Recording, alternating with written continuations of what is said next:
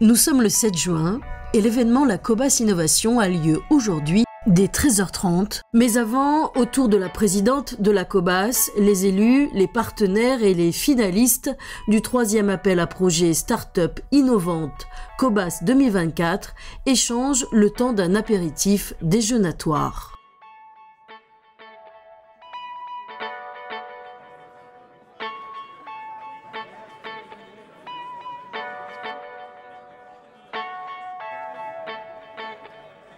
Alors, merci à tous nos partenaires encore une fois.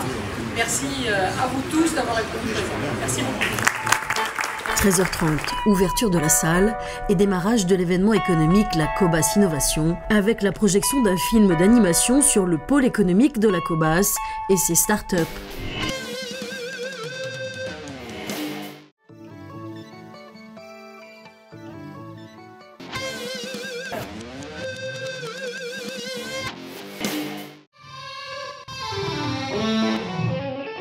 Bienvenue au pôle économique de la Cobas. Derrière ce portail, 2 bâtiments dédiés aux startups innovantes. Ici, un centre d'affaires, un incubateur, une pépinière et un hôtel d'entreprise.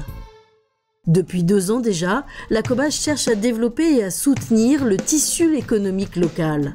Les jeunes entreprises innovantes dans les domaines du numérique, de la santé et du développement durable sont la priorité de la Cobas.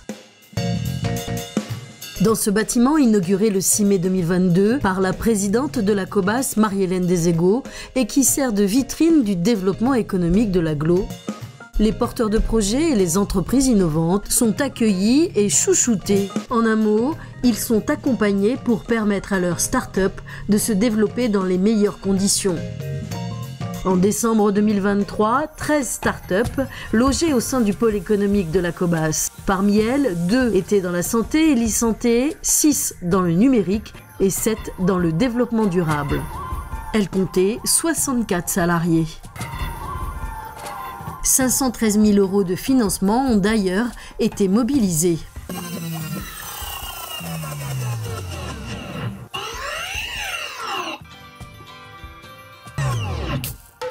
Outre le vélo, pour se rendre au pôle économique de la Cobas, 2 options, le bus Baya ou la voiture. À l'arrière des bâtiments se trouvent les ateliers. C'est là que les startups peuvent développer leurs projets. Pour y parvenir, elles sont accompagnées par Bordeaux Techno-Ouest, membre du réseau national des technopoles RETIS, mais aussi de la French Tech Bordeaux et de l'ensemble des partenaires de la Cobas.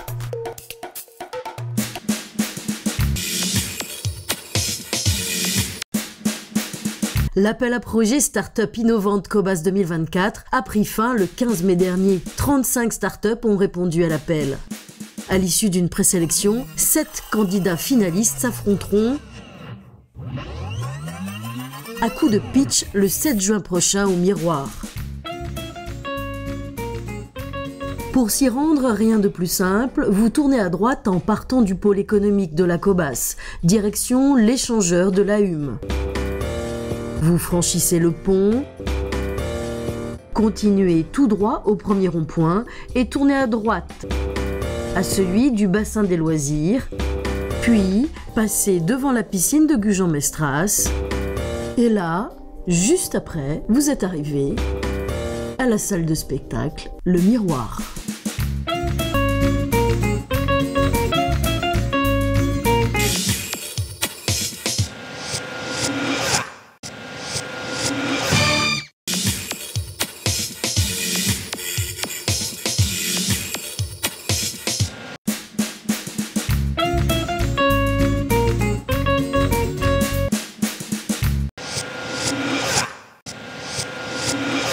Le grand jour, c'est maintenant. Le public a répondu présent pour soutenir et départager les finalistes de l'appel à projet Start-up innovante Cobas 2024. Mais aussi pour assister à une table ronde dédiée au financement de l'entrepreneuriat et à la présentation du baromètre des levées de fonds sur le territoire. Pour entrer dans la salle, il vous suffit de vous présenter à l'accueil et de retirer votre badge selon la catégorie choisie lors de votre inscription.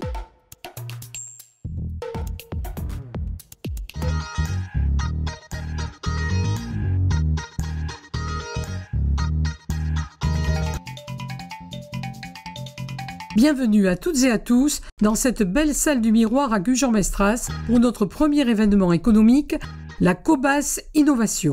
Notre troisième appel à projet a connu un vif succès, 35 dossiers complets, une première sélection est intervenue et cet après-midi, les meilleurs vont pitcher devant vous. Vous serez acteur de l'événement puisque vous pourrez depuis votre smartphone voter en direct et faire votre choix de la start-up la plus innovante. Merci de votre participation. Je laisse la parole à notre animateur. Bonjour, cet après-midi de 13h30 à 18h30, vous allez assister au pitch des 7 startups finalistes. Chacune aura 10 minutes pour se présenter sur scène, puis 10 minutes de questions-réponses avec le jury. 3 prix seront décernés, le prix Cobas, le prix investisseur et le prix du public. Les gagnants bénéficieront de 6 mois d'hébergement et d'accompagnement au sein du pôle économique de la Cobas. Et nous enchaînerons sur une table ronde composée d'experts sur le thème du financement de l'innovation.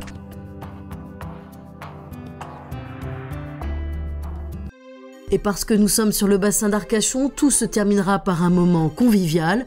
Les uns seront interviewés sur leurs prix et leurs projets, et les autres pourront échanger avec l'ensemble des personnes présentes et partenaires de la Cobas.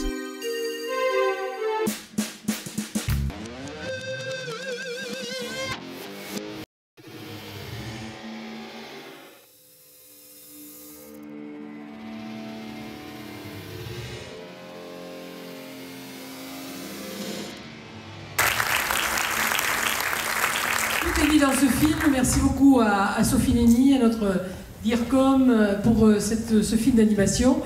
Et merci surtout à vous d'être présents et de jouer le jeu, parce que là, ce qu'on nous propose, c'est totalement inédit. Comme ça a été dit, on est à notre troisième appel à projet. C'est une réussite, 35 dossiers complets. On a fait une présélection avec le jury Cobas et on arrive à 7 finalistes qui vont pitcher devant vous.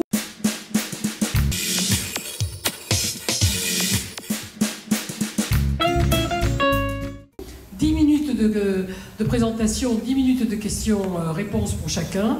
On va être très ferme sur le respect du temps.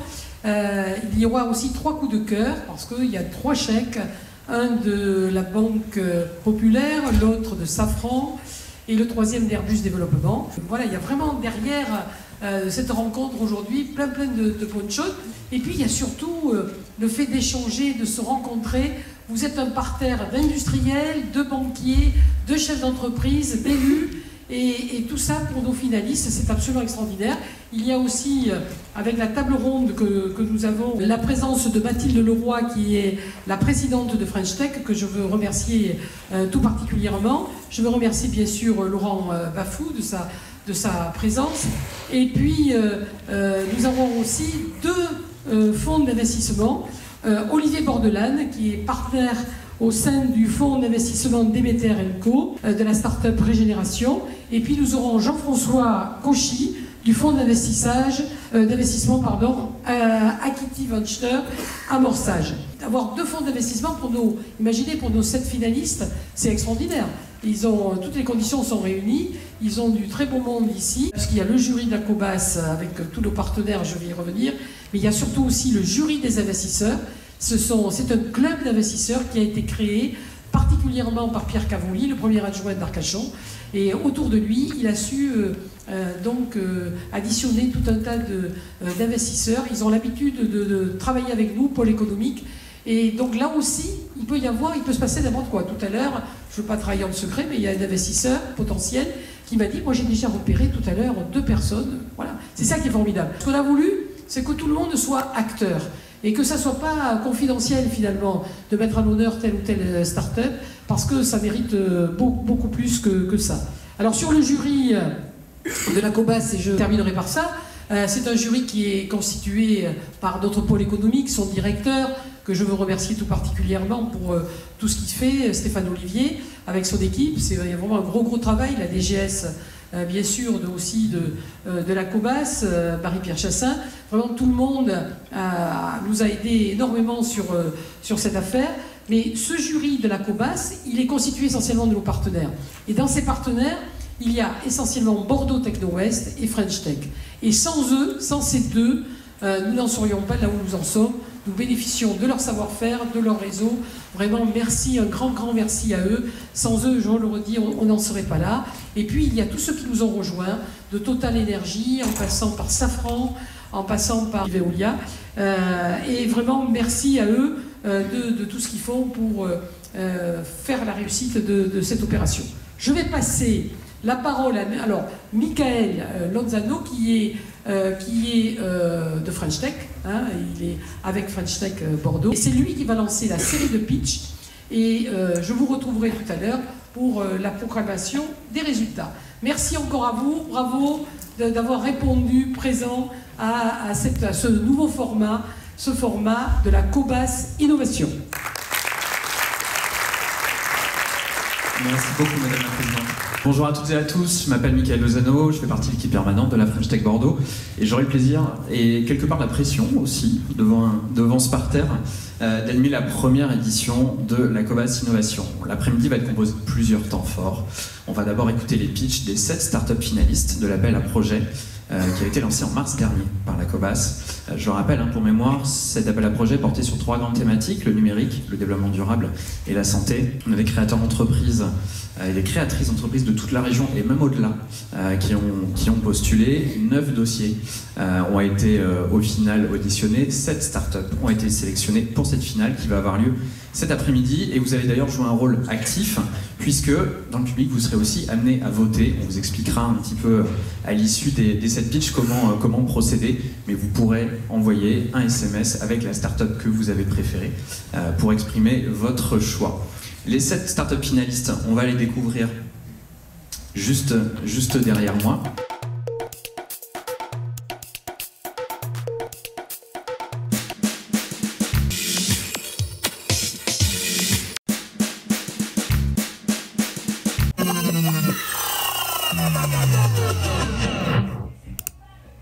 Nous aurons donc Naperla, Flowtense, Numianalytics, Evenbot, Calix, Cyclezen, Studio VR.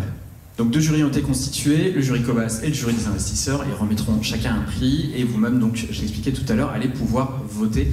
La règle du jeu a été précisée par Madame la Présidente tout à l'heure, 10 minutes de pitch.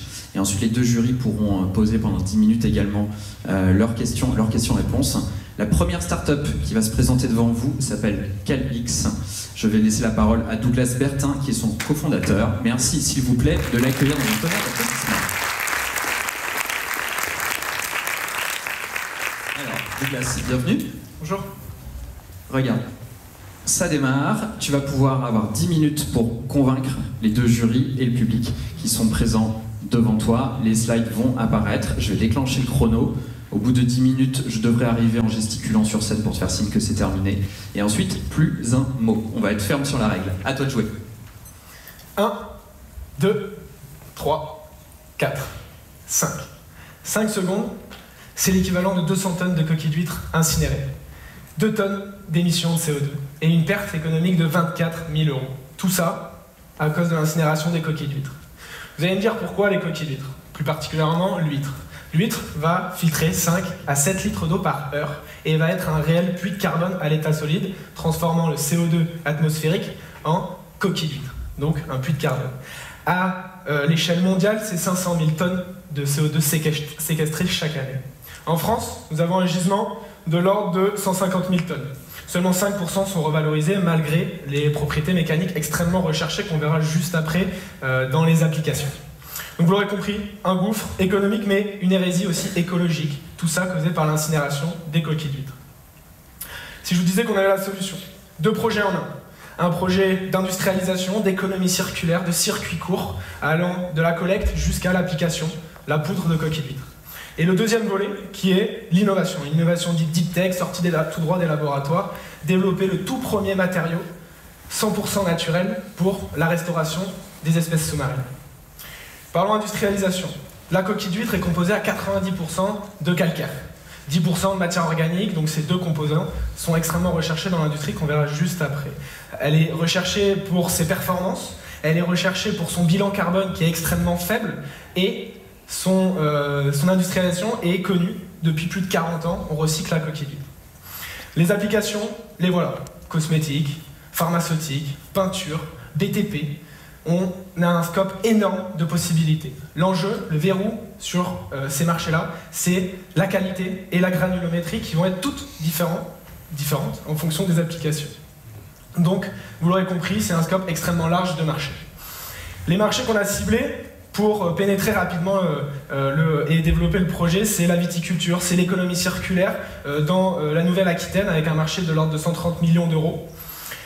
Extrêmement recherché parce que la coquille d'huître est composée de 10% de micro-organismes qui vont permettre de ioniser, fertiliser les sols. Et enfin, nous allons avoir, dans le second temps, la charge dans les bioplastiques, composés à plus de 50% de calcaire. Donc ici, le calcaire de coquille d'huître, un marché de l'ordre de 1 milliard d'euros. Et en interviewant les différents industriels, ce qui en est ressorti, c'est vraiment la volonté de sortir des produits avec la plus faible empreinte carbone. Et la coquille d'huître répond présente. Parlons innovation. Innovation, donc le tout premier matériau à base de coquille d'huître avec un liant qui est notre savoir-faire 100% naturel pour permettre de repeupler les fonds marins. Le cahier des charges, il est simple, il est flexible, adaptable et ajustable à n'importe quel processus industriel pour être scalable le plus rapidement possible et simplement possible. Donc ces tests, ces galets sont en test depuis plus de 2 ans avec une cinquantaine de formulations pour arriver au matériau le plus optimum pour restaurer les espèces sous-marines avec nos partenaires scientifiques, le CNRS, le CNCP sur la partie chimie et l'Ifremer sur la partie biologie. Le but, c'est avec ces partenaires-là de développer le matériau, mais aussi de développer 300 prototypes d'ici à 2025 pour repeupler les fonds marins sur les zones Natura 2000.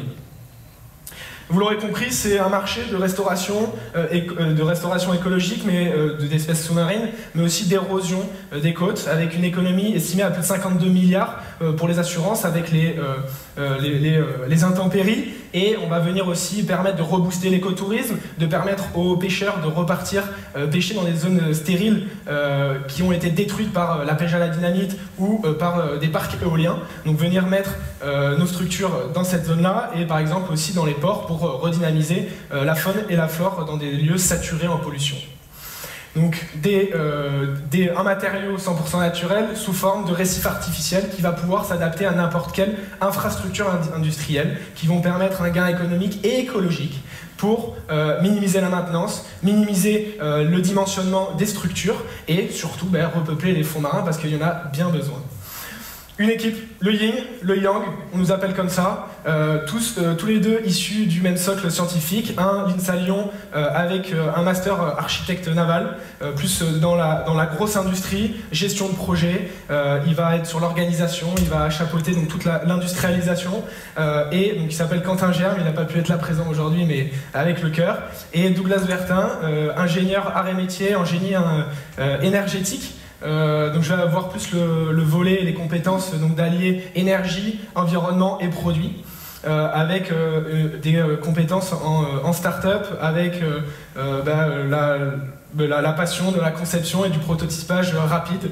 On vous a mis aussi les gens qui nous entourent, parce que c'est hyper important de ne pas être seul sur un projet, donc on va avoir des compétences avec des experts. Vous aurez compris, c'est un projet qui est extrêmement long, c'est un projet qui va demander beaucoup de ressources, qui est un projet industriel tout court, avec de la R&D, mais aussi de l'industrialisation. Donc on l'a découpé en plusieurs étapes pour montrer la stratégie. Donc un premier volet d'ici à 2027 qui va être de développer la R&D, donc le liant naturel, cette colle qui n'existe pas, en fait c'est introuvable aujourd'hui, pour repeupler les fonds marins et agglomérer la coquille d'huître.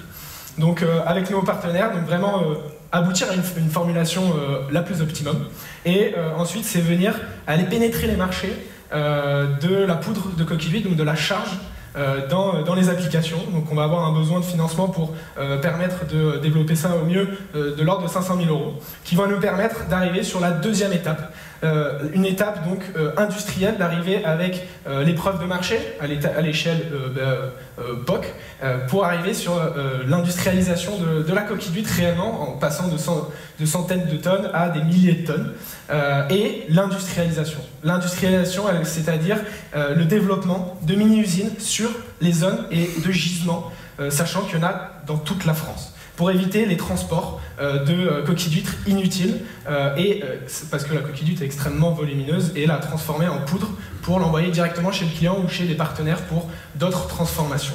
Donc là, ça va être le développement d'une usine. Donc là, on va avoir un besoin estimé à 3 millions d'euros et ça va permettre en fait tout simplement de sécuriser le gisement qui est quand même problématique issu des discussions avec industriels. Donc c'est un verrou quand même qui leur fait peur de ne pas avoir le gisement concrètement sous la main, sachant qu'il est là mais il est incinéré. Et comme je vous le disais, le produit scalable rapidement parce que tout simplement en France, nous représentons seulement 2% du gisement mondial. Donc le but c'est d'aller en Europe, en Asie, en Amérique, vous l'aurez compris, faire et démocratiser la coquille d'huître et restaurer les espèces sous-marines. Donc nos objectifs court terme, vous l'aurez compris, des partenariats industriels et surtout scientifiques pour développer la technologie qui est centrale dans le projet, des partenariats commerciaux, donc montrer que la coquille d'huître est démocratisée, que la coquille d'huître peut être des solutions et éviter d'aller détruire la faune et la flore terrestre dans les carrières. Et les partenariats donc, structurants, c'est pour ça que je suis là aussi aujourd'hui pour nous accompagner parce qu'un projet ne se fait pas seul et on en est bien conscient. On a besoin d'experts, d'expertise, de financement pour le mener à bien. Et enfin, nous allons, je vous montre aussi notre vision, ce pourquoi on se lève le matin. C'est la règle des 3 R, réduire, réutiliser, recycler, faire de l'économie circulaire, du circuit court, éviter d'incinérer des déchets, sachant qu'elles ont une forte valeur ajoutée, et éviter de polluer, et surtout repeuplons les fonds marins avec des déchets. Donc, vous l'aurez compris, revalorisons les déchets, coquille après coquille avec Calix. Merci beaucoup.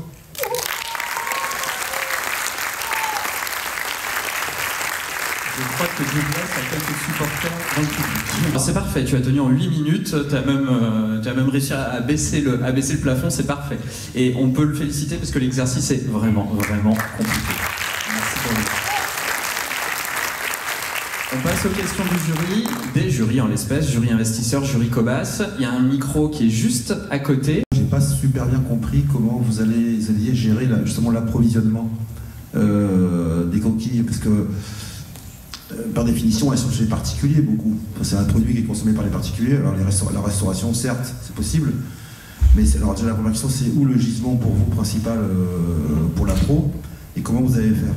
Ok. Alors non, le gisement principal n'est pas chez les particuliers. Il est directement chez les ostriculteurs parce qu'il y a une perte due aux intempéries et due à la production. Donc on parle de 50% de perte. Donc le gisement il est directement chez les ostriculteurs et dans les zones comme le bassin d'Arcachon, les ostriculteurs sont les restaurateurs. Donc le 70% du gisement est sur place. C'est pour ça que proposer des mini-usines à l'échelle sur zone est extrêmement intéressant parce que ça évite des transports de marchandises pour rien. Et du coup on baisse les coûts, on baisse l'empreinte environnementale et des produits. Selon vous, quelle va être l'étape la plus compliquée dans le projet, la plus risquée?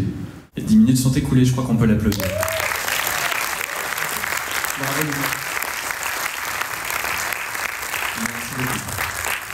La barre est déjà haute. Je vous invite à découvrir la deuxième start-up, la nouvelle start-up qui va candidater et se présenter devant vous. Fausto, Maxence, c'est à vous. Fausto, je te laisse prendre un micro. Maxence, tu es déjà occupé. Mesdames, Messieurs, bonjour. C'est parti. Je suis comédien et metteur en scène, alors découvrir une salle comme celle-ci, ça fait vraiment plaisir. L'autre raison d'être heureux aujourd'hui, c'est de présenter une solution, Tchatch, dans un théâtre. Voilà. Le théâtre, c'est sans doute le lieu le plus apte à partager les idées. C'est le lieu où le jeu se confronte à l'autre, où il s'expose et où il s'exprime. C'est l'endroit par excellence pour prendre la parole. Et cette prise de parole devrait être un plaisir. Mais l'OMS, par exemple, indique que 3/4 des personnes du monde, c'est-à-dire la population mondiale, ce n'est pas un problème ici, 75% des personnes expriment une peur de prendre la parole en public. Pour des raisons différentes, chacun a son vécu, bien entendu, et ces peurs sont de nature diverse.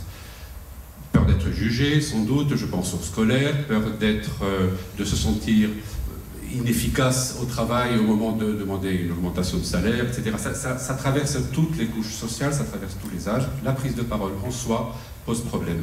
Alors évidemment, on a souvent fait appel à des coachs, à des formateurs, notamment des comités de théâtre, parce qu'ils connaissent certaines techniques et ils vont pouvoir, voilà, comme ça, aider la personne qui veut progresser dans la prise de parole.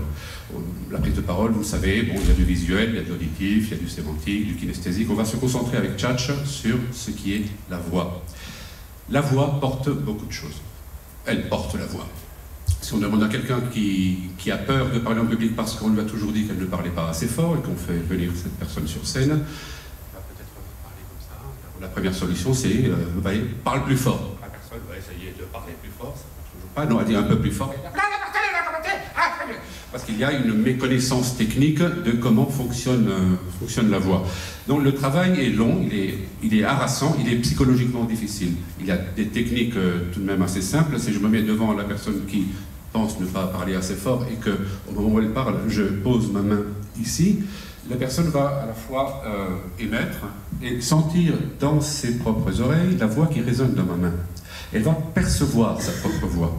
En percevant la voix, elle va percevoir les qualités de la voix. Et là, on ne va plus être sur des choses qui sont déjà existantes. On peut déjà savoir quels sont les mots utilisés. On peut déjà savoir quel est le volume, quelle est la hauteur, quelle est la fréquence, etc. Mais on peut aller beaucoup plus loin dans l'analyse grâce à l'intelligence artificielle et on peut développer les graphiques concernant, par exemple, on a choisi ici ce qu'on appelle la dominance, c'est-à-dire la capacité à être leader quelque part, c'est-à-dire à prendre la main sur la communication. L'activation, en bleu clair dans notre schéma, qui va être l'engagement personnel dans le passage du message. La valence, la positivité du message, en lien avec le contenu bien sûr, mais aussi avec l'énergie. Et tout cela, par des algorithmes, va nous donner, par exemple, cette ligne rouge qui indique le degré de confiance et de confiance en soi de la personne. Si on arrive à développer une solution qui permet à la personne de faire plusieurs enregistrements et de voir à chaque fois l'évolution du graphique, en tenant compte, par exemple, du nombre de silences, des hésitations, la quantité de syllabes, mais surtout, vraiment cette notion de confiance en soi qui se développe au fur et à mesure des enregistrements, on pourra permettre à la personne de, sans danger, sans se mettre en risque de venir devant le formateur et devant le groupe, de progresser lui-même chez lui. La solution que Fausto vient de vous développer, qui était donc du coup le POC, a un avantage concurrentiel, et vraiment qui est la barrière, c'est que Tchatch comprend que la voix est une empreinte, qu'on est tous différents. Du coup, Tchatch comprend qui est la personne, et ne cherche pas à formater la personne pour apprendre à parler. Tchatch comprend comment est la personne et l'accompagne à capter l'audience avec ses singularités à elle. Comment ça fonctionne? Tout d'abord, la personne parle pendant 30 secondes, elle raconte sa journée. Donc il n'y a pas de pression, il n'y a pas de peur de jugement, il n'y a pas de bonne ou mauvaise réponse. Comme ça, Tchatch à la base. Derrière, une première mise en situation. Là, du coup, Tchatch voit, par rapport aux paramètres qui ont été définis avec Fausto, voit les écarts et voit sur quels aspects de la voix il faut travailler pour que la personne soit au moins à l'aise pour discuter. On ne dit pas de monter en compétence au démarrage, mais au moins qu'elle soit à l'aise pour discuter. À partir de cette évaluation-là, Tchatch propose des entraînements, jusqu'au moment où, pour la mise en situation, la personne est en confiance. Au moins, elle est à l'aise pour discuter. Enfin, ce qui est assez normal, normalement, mais 75% des gens ont peur. L'innovation, la différence entre le POC, qui est déjà établi, et le MVP, c'est que le POC est centré sur la voix. Mais une fois que Tchatch a compris la voix, pourquoi ne pas accompagner également sur le discours, le choix des mots? Tchatch comprend non seulement qui est la personne, mais elle comprend également quel message la personne veut véhiculer, et donc du coup elle accompagne sur le choix des mots, mais également sur l'ordonnancement du discours. À partir de là, on est sur la sémantique, et comment se faire pour les exercices, mais du coup ce sont sur les scénarios spécifiques, personnalisés et interactifs. Vous l'aurez compris, 75% de la population a peur de parler en public, mais qui, tout d'abord, a besoin en fait de pouvoir communiquer. Les salariés qui font des formations, s'ils font des formations, ça veut dire qu'ils ont un souci, qu'ils ont un problème, qu'ils ont un sujet. On peut les accompagner, justement, à passer cette barrière-là et de se dire, mais si en fait on ne propose pas, c'est que je ne mérite pas. Non, en fait, demande et tu vas voir, ça va bien se passer en fait. Il ne faut pas avoir peur. Les managers sont des personnes qui, profil tech, mais avec le temps dans l'entreprise, deviennent expérimentés, donc du coup doivent gérer des petites équipes. Mais en fait, ils ne savent pas communiquer, ils ne savent pas transmettre leur savoir, ils ne savent pas écouter, ils ont besoin d'être accompagnés. Les commerciaux, leur voix, c'est clairement leur gagne-pain. Enfin, un commercial qui n'arrive pas à capter le discours, à capter les gens, bizarrement, il ne vend pas grand-chose. Hein. Cobas, pourquoi? Cobas parce que déjà on est Biscarros, et on est fiers d'être Biscarros. Notre fille est scolarisée, elle est heureuse et on est heureux d'être là. Et l'avantage de Cobas par rapport aux autres incubateurs, c'est la Technopole. C'est l'accompagnement que propose Cobas via TechnoWest, par exemple. C'est également de pouvoir faire des mises en application concrètes avec les entreprises. Là où on en est nous maintenant, c'est de pouvoir mettre la solution à disposition de l'entreprise pour compléter la solution et avoir vraiment des situations concrètes. Au niveau de la concurrence, in situ, immersif, pas d'IA, IA. Chat, on le positionne en haut par rapport à l'IA, parce que c'est vraiment le cœur du métier. Vous avez les prix des concurrents par rapport à leur spécificité pour vous donner un petit peu le panachage. Donc, coût moyen d'un coach, 100 €, solution juste IA, 10 €. Au niveau de la roadmap, en mois de juin, là maintenant, on est là vraiment pour ça, pour vous convaincre, et j'espère que vous allez adhérer. C'est les partenariats pour qu'on puisse connecter les données qui sont vraiment spécifiques et concrètes aux gens, qui parlent aux gens en fait, parce que Chat parle aux gens. Ça débouche sur le MVP. Derrière, double communication, commercialisation. La solution est prête, elle répond aux besoins et en plus elle comprend les problématiques des gens, ce qui est quand même fondamental. Derrière, ouverture au marché. Salarié, c'est bien, mais les écoles, chercheurs d'emploi, c'est déclinable en fait, tout est déclinable. Il faut juste avoir les situations concrètes pour que Tchatch puisse comprendre le problème des gens. Derrière, parcours personnalisé, voilà, là c'est les tâches de la fusée, c'est de l'accompagnement du début à la fin sur toutes les situations possibles et imaginables. L'équipe, du coup Fausto, expert métier, moi-même, orateur du moment, Elodie qui nous rejoint, qui est chargée de toute la partie tech. Également du coup avec un mathématicien et remerciements également pour French Tech parce qu'on est lauréat French Tech et du Hackatech avec l'équipe de l'INRIA. Voilà, maintenant c'est à vous de prendre la parole. Merci pour tout. Bravo. En attendant que la fusée décolle, on passe aux questions, si vous en êtes d'accord. Côté jury investisseur, côté jury Cobas, le micro arrive jusqu'à vous. On est parti pour 10 minutes de questions-réponses. Yvan, tu commences. Merci pour ce sujet qui est, on le comprend tous, d'une complexité importante, puisque ça tient un peu à la neuropsychophysiologie. Et moi, ma question, c'est j'ai eu du mal à faire le lien entre ce que vous avez identifié au départ, c'est-à-dire les difficultés de prise de parole liées aux peurs, qui sont effectivement un héritage du vécu, etc. Et puis la solution que vous proposez derrière, qui vient des maths, de l'IA, de tout ça, j'arrive pas à faire le lien entre les deux, puisque traiter les peurs, on comprend que c'est un travail plutôt de longue haleine, j'aurais tendance à dire. Et comment vous pouvez effectivement proposer une solution qui va accélérer tout ça? Question suivante. Dans la communication, notamment à l'hôpital, on nous apprend qu'il n'y a pas que la voix, il y a beaucoup de visuels, toute la communication non verbale est très importante. Pourquoi vous n'avez pas adjoint le visuel à votre dispositif et ça aurait été bien d'avoir justement peut-être en caméra, de voir comment ça se passe en mettant en situation quelqu'un qui l'utilise. L'essentiel de l'information va passer par la voix, c'est pour ça qu'on s'est concentré sur ça dans le prototype. On n'a pas détaillé toutes les briques technologiques qu'on envisage, mais il y a aussi la prise en compte de la gestuelle, bien sûr, ainsi que le contenu, ça on l'a expliqué. Bravo à tous les trois pour ce pitch. On va passer au troisième pitch, on va changer radicalement d'univers d'ailleurs. Le temps qu'on déroule, on va accueillir Naperla, c'est un trio cette fois. Guillaume, Nathan et Alexis, merci de vous accueillir s'il vous plaît. 10 minutes, et c'est parti. Bonjour et bienvenue dans notre monde, le monde de Naperla. Na pour nature, perle pour perle de l'huître et A pour Arcachon. Un projet du coup local et innovant. Bienvenue dans notre monde, du coup, ceux qui veulent nous suivre, n'hésitez pas à nous suivre sur Instagram. Un projet avec un storytelling un peu décalé, mais captivant. On va vous parler un petit peu de notre projet, de là où on se situe actuellement, de notre principe actif, de notre gamme en cosmétiques et puis de notre futur développement. L'équipe, un trio de 3 copains. Nathan, qui est plus sur la partie technique ostréicole, Alexis qui est sur la communication, toutes les photos sont réalisées par lui, et moi qui suis plus sur la partie commerciale. Donc Naperla, c'est un projet qui est né il y a quelques années. On est tous du bassin d'Arcachon, on avait envie d'innover, et on s'est dit pourquoi ne pas se tourner sur les huîtres. On sait que c'est bon pour la santé quand on les mange, et on avait envie d'isoler vraiment cette molécule, cette particularité, et de l'intégrer dans divers projets.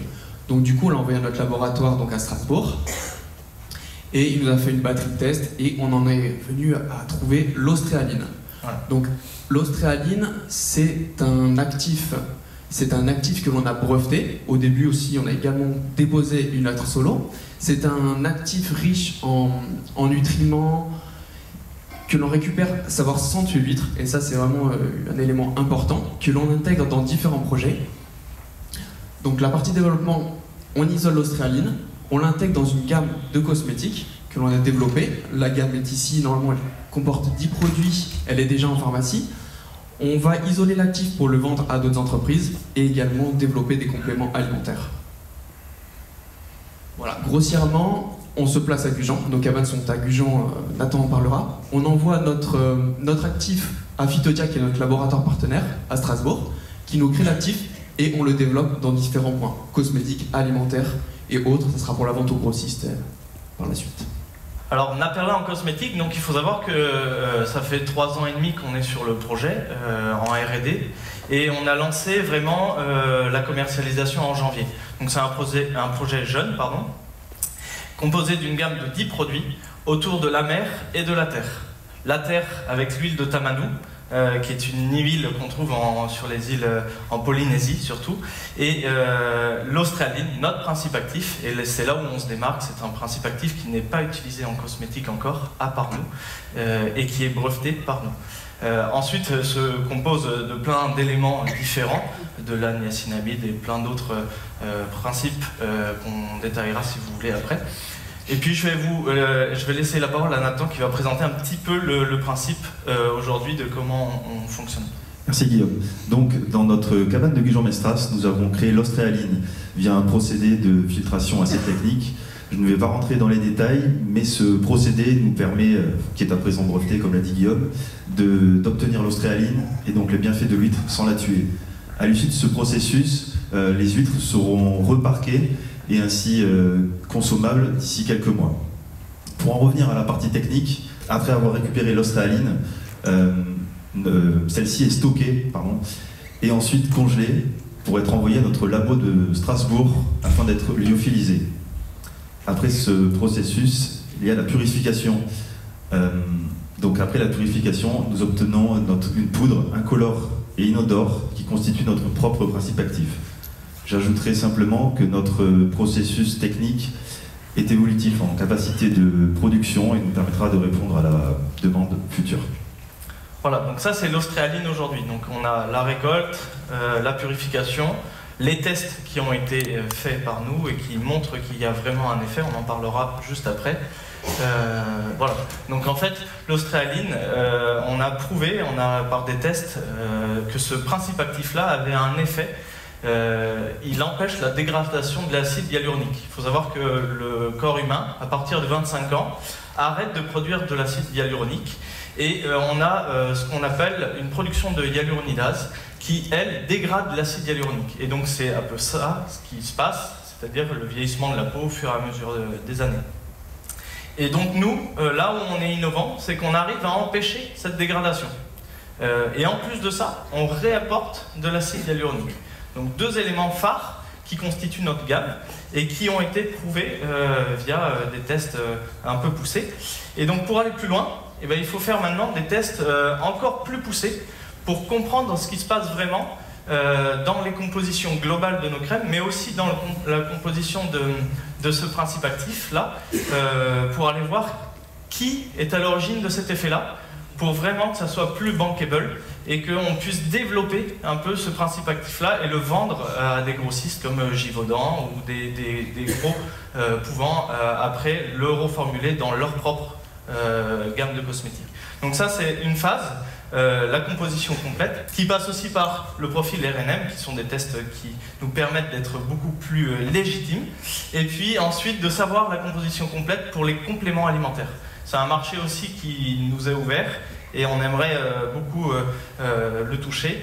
On sait que le marché de la cosmétique est bouché. C'est pour ça que vraiment on se tourne vers notre recherche et développement pour innover constamment. C'est un marché qui chiffre à plusieurs milliards. Et la France est l'un des principaux acteurs. C'est pour ça qu'on arrive avec l'Ostréaline pour pouvoir innover dans ce secteur. Donc notre cible, on cible principalement les pharmacies. Il y a 21 000 pharmacies grossièrement en France. Pour l'instant, on est présent dans 5 pharmacies. On vive les pop-up stores et également les salons. On fait le salon Who's Next en septembre et Mademoiselle Violette dans quelques semaines, il me semble.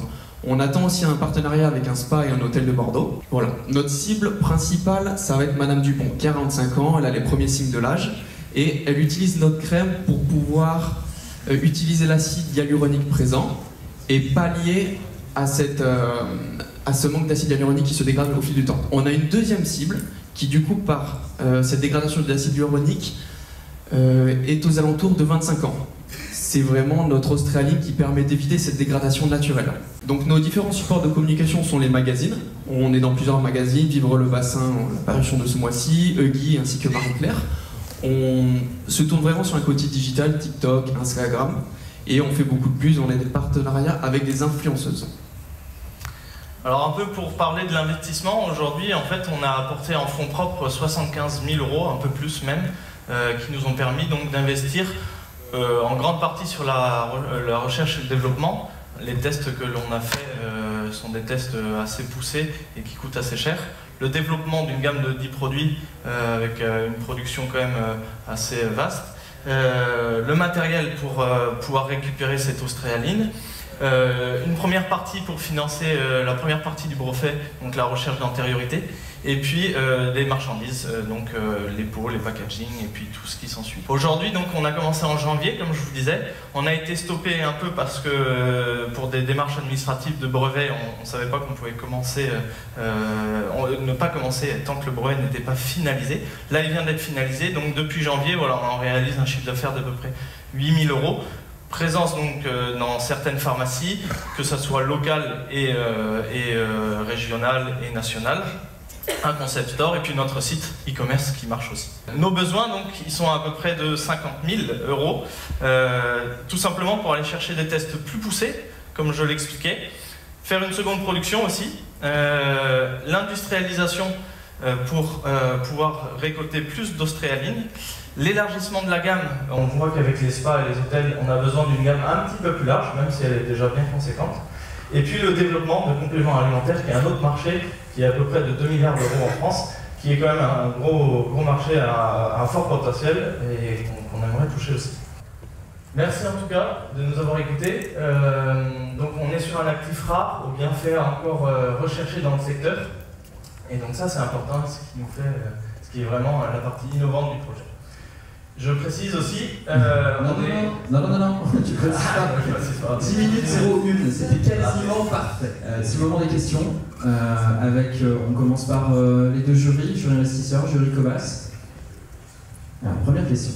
Donc vous agissez sur quelque chose qui effectivement a beaucoup d'enjeux, notamment pour les femmes, maintenir la jeunesse de la peau, l'acide hyaluronique, on sait que c'est dans tous les produits cosmétiques.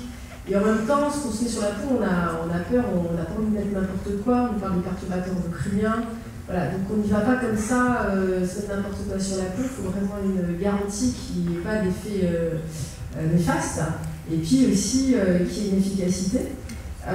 Comment vous allez prendre en compte, comment vous voulez prendre en compte le retour d'expérience et de satisfaction des clients qui vont vous faire confiance? Les clients nous font assez confiance en général. À savoir qu'aussi qu'on forme toutes les pharmacies. On a vraiment un support visuel, on forme les préparatrices, comme ça elles sont force de conseil, elles peuvent vraiment expliquer tous les bienfaits et voilà, tous les aspects de la gamme. Deuxièmement aussi, on ne sort pas de nulle part. Les parents d'Alexis étaient pharmaciens, donc on a formulé avec des pharmaciens et ça aussi on l'explique aux clients. Il y a toute une pédagogie qu'on fait aussi via notre site et qui incite, qui donne confiance aux consommateurs. Voilà. Vous avez dit, je prends une huître, est-ce qu'il y a quelque chose d'intéressant dans l'huître? Donc ma question c'est, pourquoi cette démarche? Deuxièmement, comment est-ce que vous allez retourner la démarche? C'est-à-dire que le laboratoire, la recherche, la R&D est forcément internalisé à un moment ou à un autre. Déjà, c'est quelque chose, déjà, nous, le projet, c'est un peu atypique. On est 3 garçons, en cosmétique, c'est assez rare. Donc déjà, ça suit un peu de notre logique. Et puis, de deux, il y avait vraiment ce côté, en fait, où c'était une prise de risque. On a fait déjà le plus dur. On a prouvé qu'on avait quelque chose de nouveau et d'efficace. Maintenant, il faut réussir à le faire connaître et à l'industrialiser.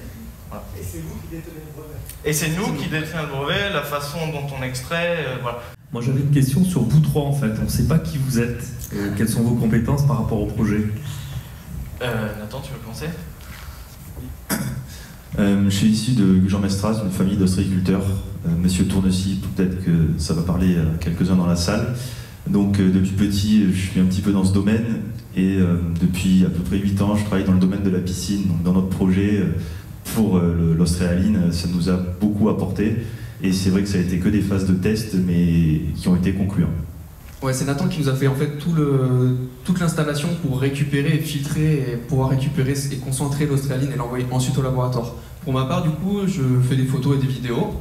Je suis auto-entrepreneur et je suis en charge du coup de développer l'aspect communication et visuel de Naperlin. Voilà.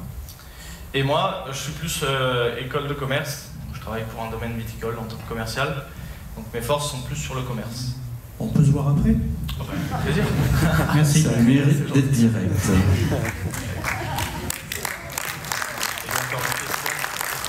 C'est pour ça qu'on est là, pour ce genre de belles histoires.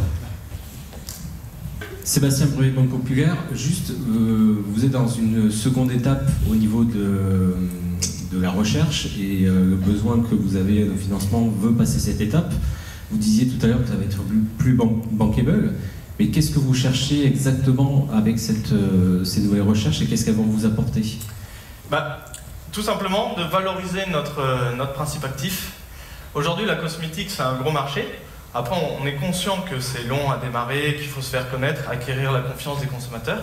Il nous reste 1 minute pour une dernière question. La concentration, ça m'intéresse. En gros, dans un petit pot, il faut l'équivalent de combien d'huîtres? Alors, en gros, pour la première production, on a récolté donc 12 litres d'ostréaline qui ont donné 6 kg de matière première.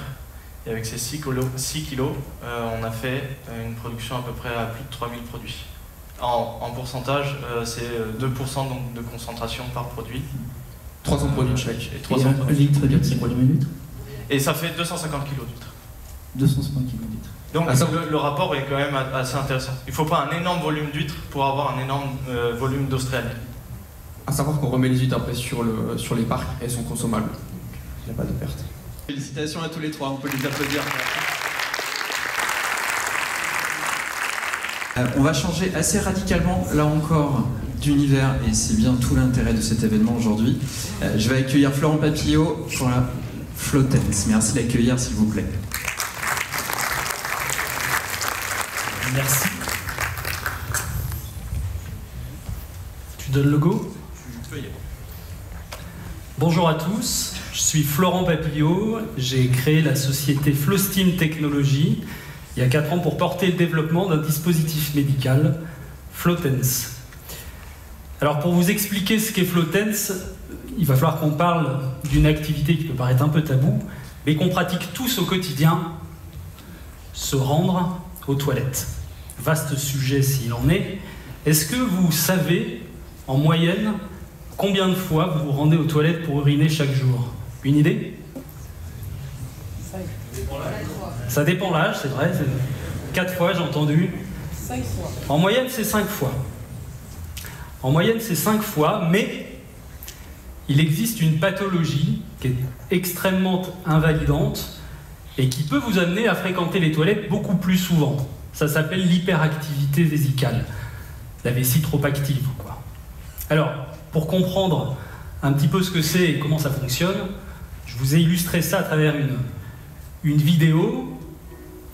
Et il faut bien comprendre que la vessie est en connexion permanente avec le cerveau par l'intermédiaire de la moelle épinière et des nerfs périphériques.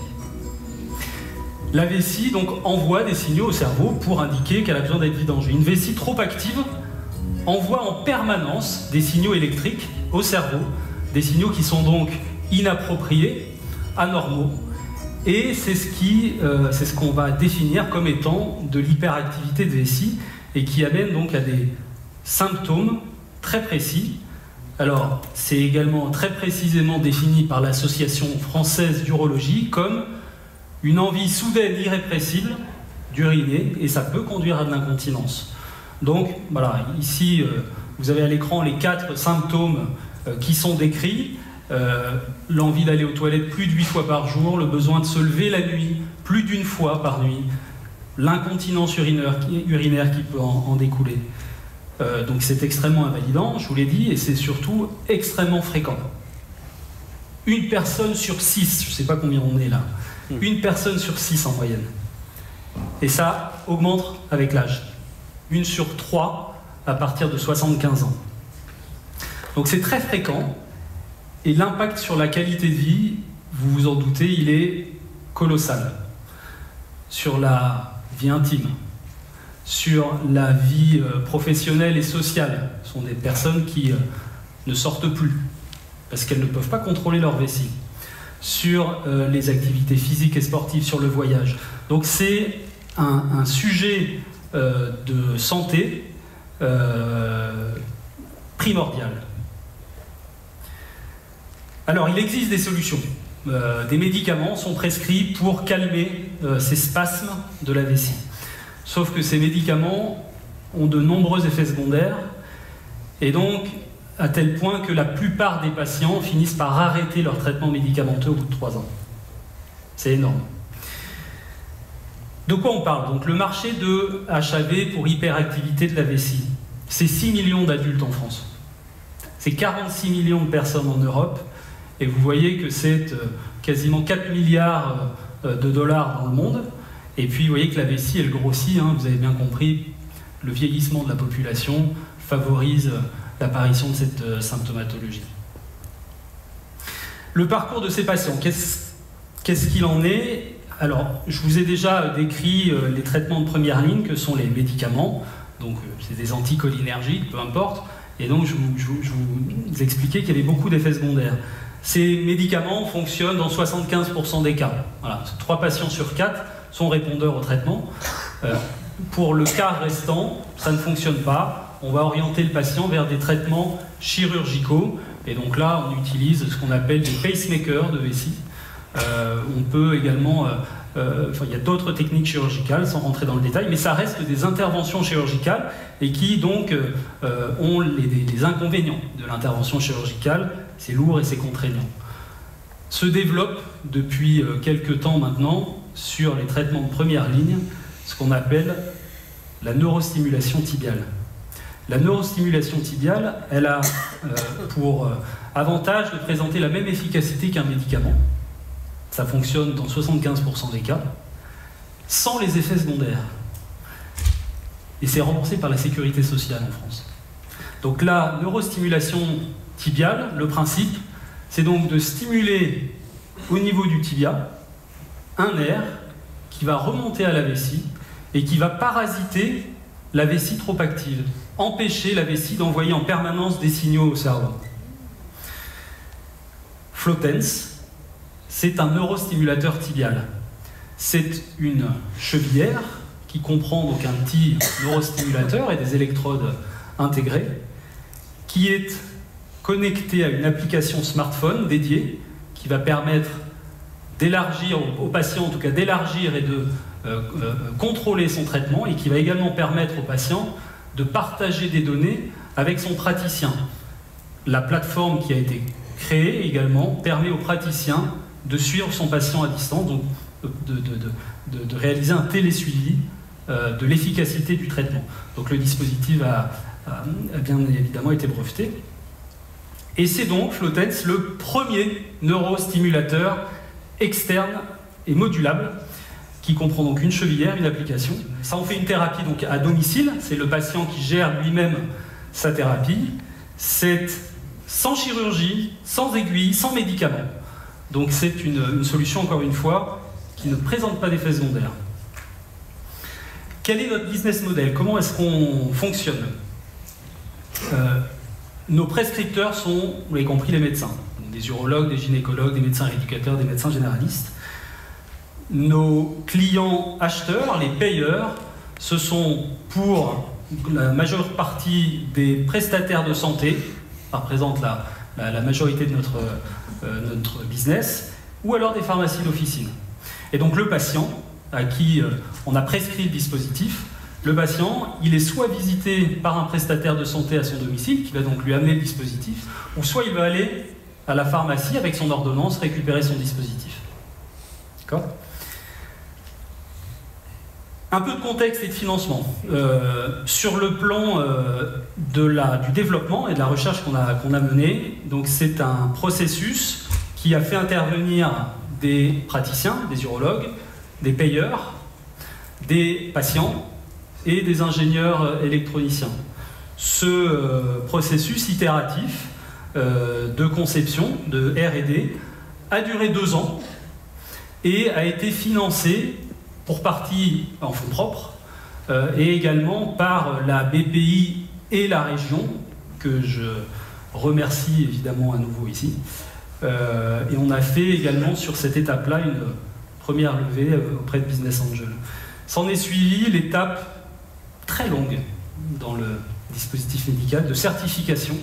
Donc on est à présent certifié sur la partie de notre système qualité et on est en passe de recevoir le Graal, c'est-à-dire le marquage CE qui va nous permettre d'accéder au marché.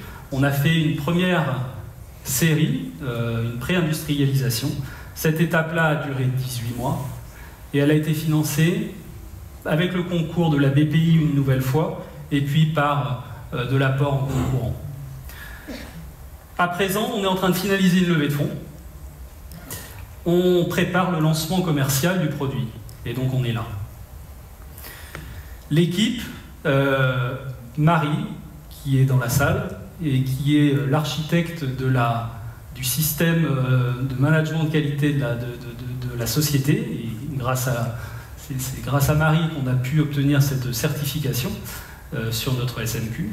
Benoît et Alain, qui m'ont rejoint en cours de projet, qui sont d'anciens exécutifs du dispositif médical, et moi-même, qui suis un professionnel également du dispositif médical. J'ai travaillé pendant plus de 15 ans chez le leader mondial des dispositifs médicaux en tant que directeur de division pour la France, la division urologie. Et demain, donc à présent, on cherche à implanter notre siège social. Dans la foulée de cet accès au marché, on envisage, et on a déjà drafté, des études cliniques multicentriques, prospectives. On est accompagné pour cela par un board d'urologues. Et par la suite, on envisage d'utiliser, je vous ai expliqué que le dispositif était modulable, on envisage de capitaliser sur la modularité du dispositif Flotenz pour adresser de nouvelles pathologies, comme par exemple l'endométriose, par exemple les douleurs lombaires, ou encore les troubles cérébraux, ce qui permettra d'élargir le portfolio et d'élargir le marché. Je vous remercie de votre attention.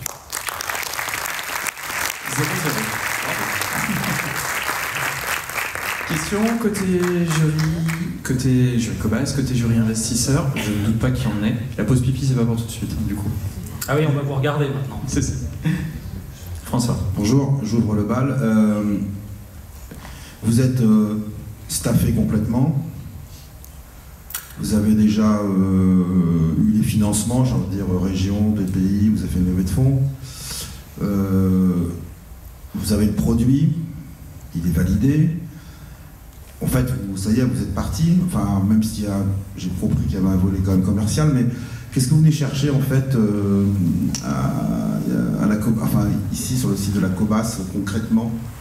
Staffé, oui et non, puisque en l'occurrence on va dès maintenant constituer l'équipe commerciale, le service client, la partie marketing, le service clinique. Et donc j'ai besoin d'héberger cette équipe-là. Pour l'instant, on n'a pas de locaux. Donc moi, je suis un enfant du bassin. Le siège social de la société, c'est chez moi. On a porté le développement du dispositif. On a créé la société il y a 4 ans, mais donc on a conservé un siège social qui est à mon domicile à ce jour. Et donc j'ai besoin de m'implanter. Je préfère, évidemment, je saute sur l'occasion de cet appel à projet, implanter ma société ici, qui plus est à côté de l'hôpital. J'ai vu qu'il y avait, j'ai entendu parler, voilà. Et donc on peut imaginer effectivement dans nos objectifs de développement de dispositifs ultérieurs, des partenariats avec l'hôpital. Et donc en fait, la position de ce site ici à Gujan-Mestras est parfaite pour moi, puisque je reste dans mes racines et on peut bénéficier de ces locaux qui sont exceptionnels. Une question concernant le produit. Vous avez parlé que vous pensiez déjà élargir à d'autres pathologies. Est-ce que vous pensez aussi élargir à des non-pathologies? On parlait justement de la pause pipi, qu'on puisse chacun décaler votre pause pipi avec ce dispositif. Alors ça fonctionne, malheureusement, ça ne fonctionne pas comme ça. C'est-à-dire qu'on ne peut pas, en appuyant sur la télécommande, contrôler sa vessie. Voilà, c'est un mécanisme réflexe qui a besoin d'être détourné, et on détourne ce réflexe de miction urinaire par de la stimulation, mais qui doit être réalisée pendant plusieurs jours, plusieurs semaines avant d'en voir les bénéfices. Question rapide, je reviens sur la question précédente. 2024-2025 France, courant fin 2025-2026 Europe, fin 2026-2027 US. La marche est très claire. Je crois qu'on peut l'applaudir. Merci beaucoup. Merci beaucoup. On va passer au 5e pitch. C'est Franck Lelièvre qui va me rejoindre sur scène. Il est fondateur d'une startup qui s'appelle Evenbot. Il n'est pas venu tout seul, mais il va vous présenter son ami juste après. Merci de l'applaudir, s'il vous plaît.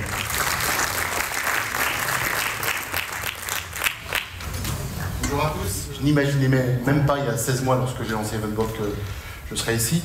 Donc qui je suis Franck Lelièvre, je suis un expert hôtellerie-restauration avant tout. J'ai fait un parcours classique d'école hôtelière, 15 ans d'hôtellerie-restauration. Alors on a commencé par amener les petits déjeuners dans les chambres, et puis on a été jusqu'à directeur de 2 étoiles Michelin.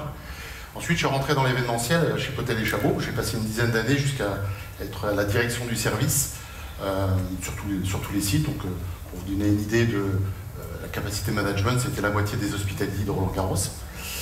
Et puis une opportunité professionnelle m'a permis de quitter Paris et puis de venir sur Bordeaux, où j'ai pu aussi par la suite donc lancer et fonder Evenbot. Passionné depuis toujours sur les nouvelles technologies, donc à 55 ans, moi j'ai vu naître Internet, les premiers modems Windows et le pack Excel. J'ai toujours amené de la technologie dans mon métier, qui est assez basique et archaïque à la base. Donc on a commencé par traiter les inventaires, la gestion du temps de travail, et puis après avec une entreprise qui s'appelle Intrapol, on a développé une plateforme web qui a permis de gérer pour l'ensemble des traiteurs nationaux jusqu'à 1500 salariés entièrement dématérialisés avec des plateformes d'accès personnel, etc. Alors un constat métier dans les CHR, comme vous le savez tous, aujourd'hui on a quand même beaucoup de mal à recruter.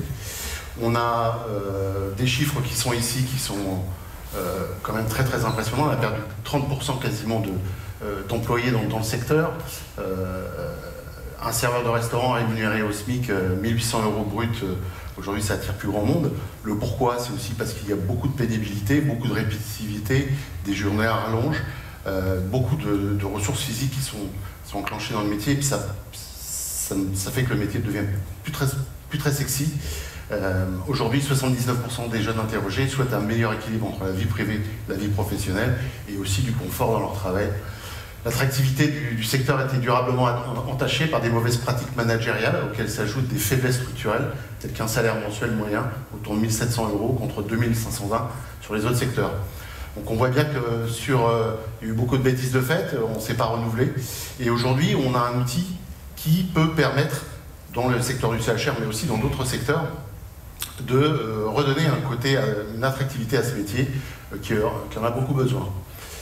J'ai donc lancé Eventbot il y a 18 mois, même pas 15 mois, j'ai commencé avec 3 robots de service, qui sont des robots qui permettent sur les événements, donc je les propose à la location pour les événements, que vous soyez annonceur, que vous soyez organisateur d'un salon, que vous soyez restaurateur, que vous ayez besoin d'un renfort d'équipe pour la saison d'été par exemple, vous pouvez louer un robot ponctuellement sans engagement, parce qu'un budget robot c'est on est entre 15 et 20 000 euros, là pour 1 500 euros vous pouvez avoir un renfort pour la saison d'été pour subvenir justement au personnel qui n'est pas, aux postes qui ne sont pas pourvus et pour soulager vos équipes. Donc ce projet, je l'ai lancé tout seul, je suis en 100% capitaux personnels. C'est la première offre locative, il n'y a pas de concurrence aujourd'hui en Europe sur l'événementiel de service. On s'appuie sur 3 types de robots au démarrage, donc 6 à présent, donc avec un robot qui propose la partie communication, donc ce secteur est beaucoup plus intéressé par ce genre d'offre, peut communiquer de manière ambulante dans un environnement type salon, exposition, communiquer sur son produit, communiquer sur ses promotions, ça peut être le secteur de la grande distribution, ça peut être aussi un accueil dans un lieu avec une interactivité qui propose un menu d'accompagnement, de guidage. On peut bien évidemment, la restauration, on en a parlé, en format restaurant, en format hôtel, on a des robots qui permettent aussi par exemple le service en chambre au petit déjeuner, qui prennent l'ascenseur. Donc ça c'est la deuxième phase Eventbot. Donc, le premier marché c'est le locatif sur l'événementiel, donc je suis expert événementiel, vous l'avez bien compris, il y a un vrai engouement sur ce sujet. La deuxième voie de développement, bien évidemment, c'est l'implantation dans les entreprises, dans les collectivités locales de ce type de ressources. Et la troisième avec Tribot, qui va justement nous rendre visite, qui est la création d'applicatifs sur ces supports robotiques qui permettent de répondre à des questions type environnemental comme Tribot. Les emballages plastiques et papier et le noir pour les autres déchets. Donc c'est un robot qui peut collecter jusqu'à 4 flux de déchets avec aussi 10 kg de liquide, qui est déjà en appel d'offres. Débarrassez de vos déchets, n'oubliez pas de trier correctement. Coupe la parole, c'est pas facile.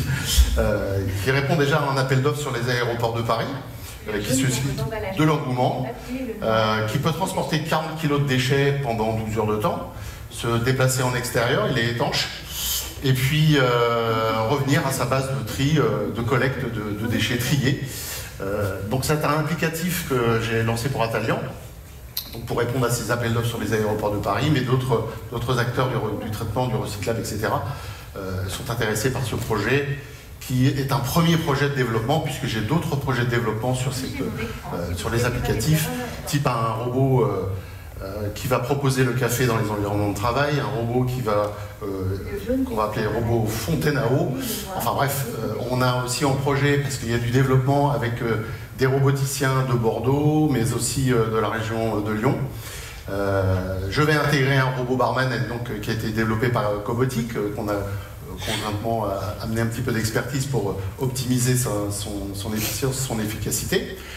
Je vais intégrer par Ipsumtech Oniron, le premier robot français de service, donc sur lequel on va pouvoir dupliquer toutes ces applications, qui sera à la vente à partir de juin 2025, mais on commence la collaboration en proposant la location sur les événements à partir de septembre de cette année.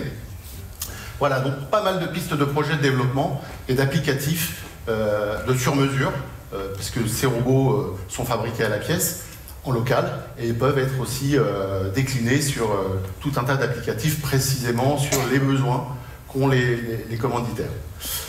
Ça, c'est juste pour vous donner un petit panel déjà des clients qui nous ont fait confiance sur les 15 premiers mois d'activité.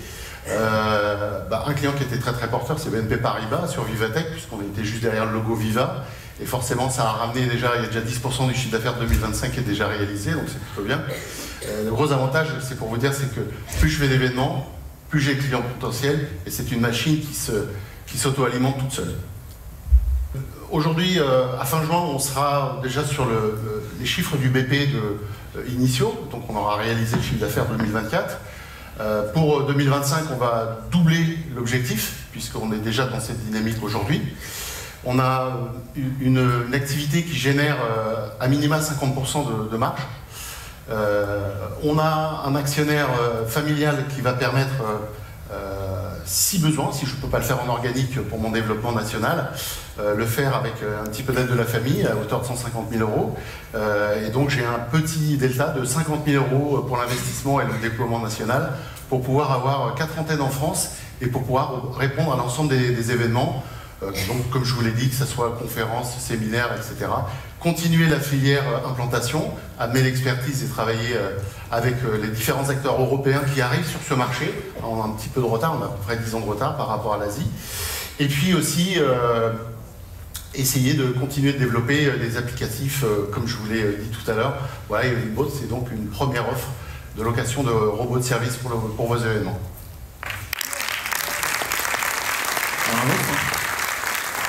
Et bravo à ton robot aussi, évidemment. On passe aux questions. Côté jury Cobas, côté jury investisseur. À vous la parole. J'ai tout Qui veut se lancer? T'as tout dit. Quelle éloquence. Côté public peut-être? Est-ce que vous avez des questions? Oui, monsieur en haut. Je fais pas trop le parallèle entre la difficulté, je dirais, à trouver du personnel en CHR et finalement le substituer par un robot. Alors, il y a des données que je n'ai pas pu vous donner parce que c'est très court, 10 minutes pour parler de tout. 52% du travail d'un serveur en restauration, c'est du transport de charge et de l'aller-retour. Vous faites un binôme, un serveur, un robot. Lui, il va être valorisé à 100% avec les clients. Il va pouvoir être présent avec eux, les suivre, faire de la vente additionnelle, etc., etc. Il va avoir un vrai confort dans son travail. Et voilà, et en plus, enfin, tout le monde est gagnant dans cette histoire, parce que le personnel fait moins de pas, transporte moins. Le patron fait des économies, peut mieux rémunérer ses salariés. Et derrière, vous avez aussi le client qui est diverti, qui regarde, tiens, le robot, on va essayer de mettre la jambe pour voir s'il écrase ou pas. Enfin, bon, tous ces genres de choses. Il y a une question tout en bas, je crois. Alors, plus développement. Alors, je verrais bien votre produit embarqué pour faire servir les boissons, justement parce que les allées sont dégagées. J'ai l'impression que le robot, il n'arrivera jamais à la table. Alors, il y a aussi du dénivelé. Alors, il y a des limites techniques qui sont celles que, aujourd'hui, les robots roulent sur un seul plat. Hein, évidemment, dès que vous avez une marche de plus de 2 cm, il faut adapter cette marche pour que le robot puisse passer. Simplement, on numérise l'ensemble de l'environnement. Puis on lui dit, tu vas passer là, là, là, là, là, et là, là, et là. Et puis, il va utiliser cette carte routière avec des capteurs RGB qui va détecter l'humain. Tout ce qui est vivant, un chat, un chien, un enfant, ça marche pareil. Il va le superposer à sa carte routière qu'il a dans sa mémoire. Et après, il y a une petite partie d'IA dedans qui va choisir de partir par là. Il nous reste du temps pour une dernière question. 2 questions. Quel est votre environnement concurrentiel? Et êtes-vous seul sur ce projet ou avez-vous une équipe autour de vous? J'ai une petite question. Imaginez-vous un jour une diversification de votre activité dans des tâches et pénibilités de missions corvées? En termes de pénibilité, elles sont faites pour ça. On va s'arrêter là, Franck. La charge et puis les alertes. Sinon, je sais, on est encore là pendant 20 minutes. Merci beaucoup à toi. Allez, autour de la 6e start-up finaliste, on va accueillir Numi Analytics, représentée par Adel Ben Youssef. Merci de l'accueillir, s'il vous plaît.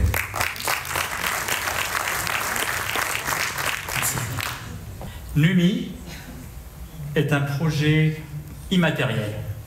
On vous a présenté des projets industriels, des projets de robotique.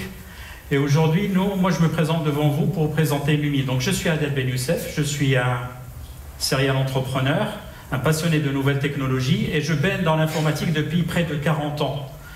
Et je me suis toujours intéressé à l'accès aux données, à comment construire un système d'information qui me permette à moi, utilisateur humain, d'accéder à la donnée de façon précise et que le système d'information, à n'importe quel moment, quand je le sollicite, il me donne la réponse pertinente.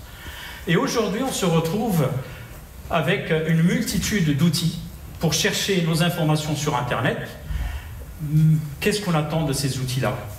Les moteurs de recherche aujourd'hui, et très récemment avec les IA génératives, tous ceux qui ont expérimenté ChatGPT, la seule chose qu'on leur demande, c'est de nous donner une réponse factuelle, précise et claire. Et c'est ce défi-là que nous nous sommes, avec mon équipe qui est présente dans la salle, Emma, Antoine et Melville, avec qui vous avez peut-être échangé lors du repas. Donc, avec mon équipe, nous allons relever. Posons cette question au moteur de recherche. À la Cobas, en 2024, Cette question-là, je me la suis posée quand je me suis intéressé au projet avant de soumettre notre candidature. Quel est le tarif des bureaux pour les porteurs de projets hébergés en centre d'affaires? Question pourtant simple. Bing me rapporte une réponse qui est une forme de lien sponsorisé sans rapport avec ma question. Je repose la question à Google, pareil, une réponse sous forme de lien et surtout un document de 458 pages à télécharger. C'est la réponse la plus pertinente. Donc je n'avais pas le temps de lire les documents de 468 pages. Et puis je me suis dit, tiens, je vais m'essayer avec les IA génératifs, donc Perplexity, l'un des moteurs les plus réputés aujourd'hui. Hein. On parle beaucoup de ChatGPT, on parle beaucoup moins de celui-ci. Donc une réponse bien écrite, mais une affirmation que le tarif n'est pas mentionné ou n'est pas communiqué. Donc on commence à imaginer que l'algorithme imagine des réponses à ma place et commence à affirmer des choses qui ne sont potentiellement pas vraies. Je repose la question à ChatGPT, pareil, ChatGPT recommande de consulter le site de la COBAS ou le service d'accueil des entreprises, ce qui est très bien d'ailleurs. Mais il était 22 h, donc, et je n'ai pas réussi à trouver l'information sur le site de la COBAS. Alors qu'est-ce que j'ai fait? On a branché le site de la COBAS sur NUMI et on lui a dit « apprends ».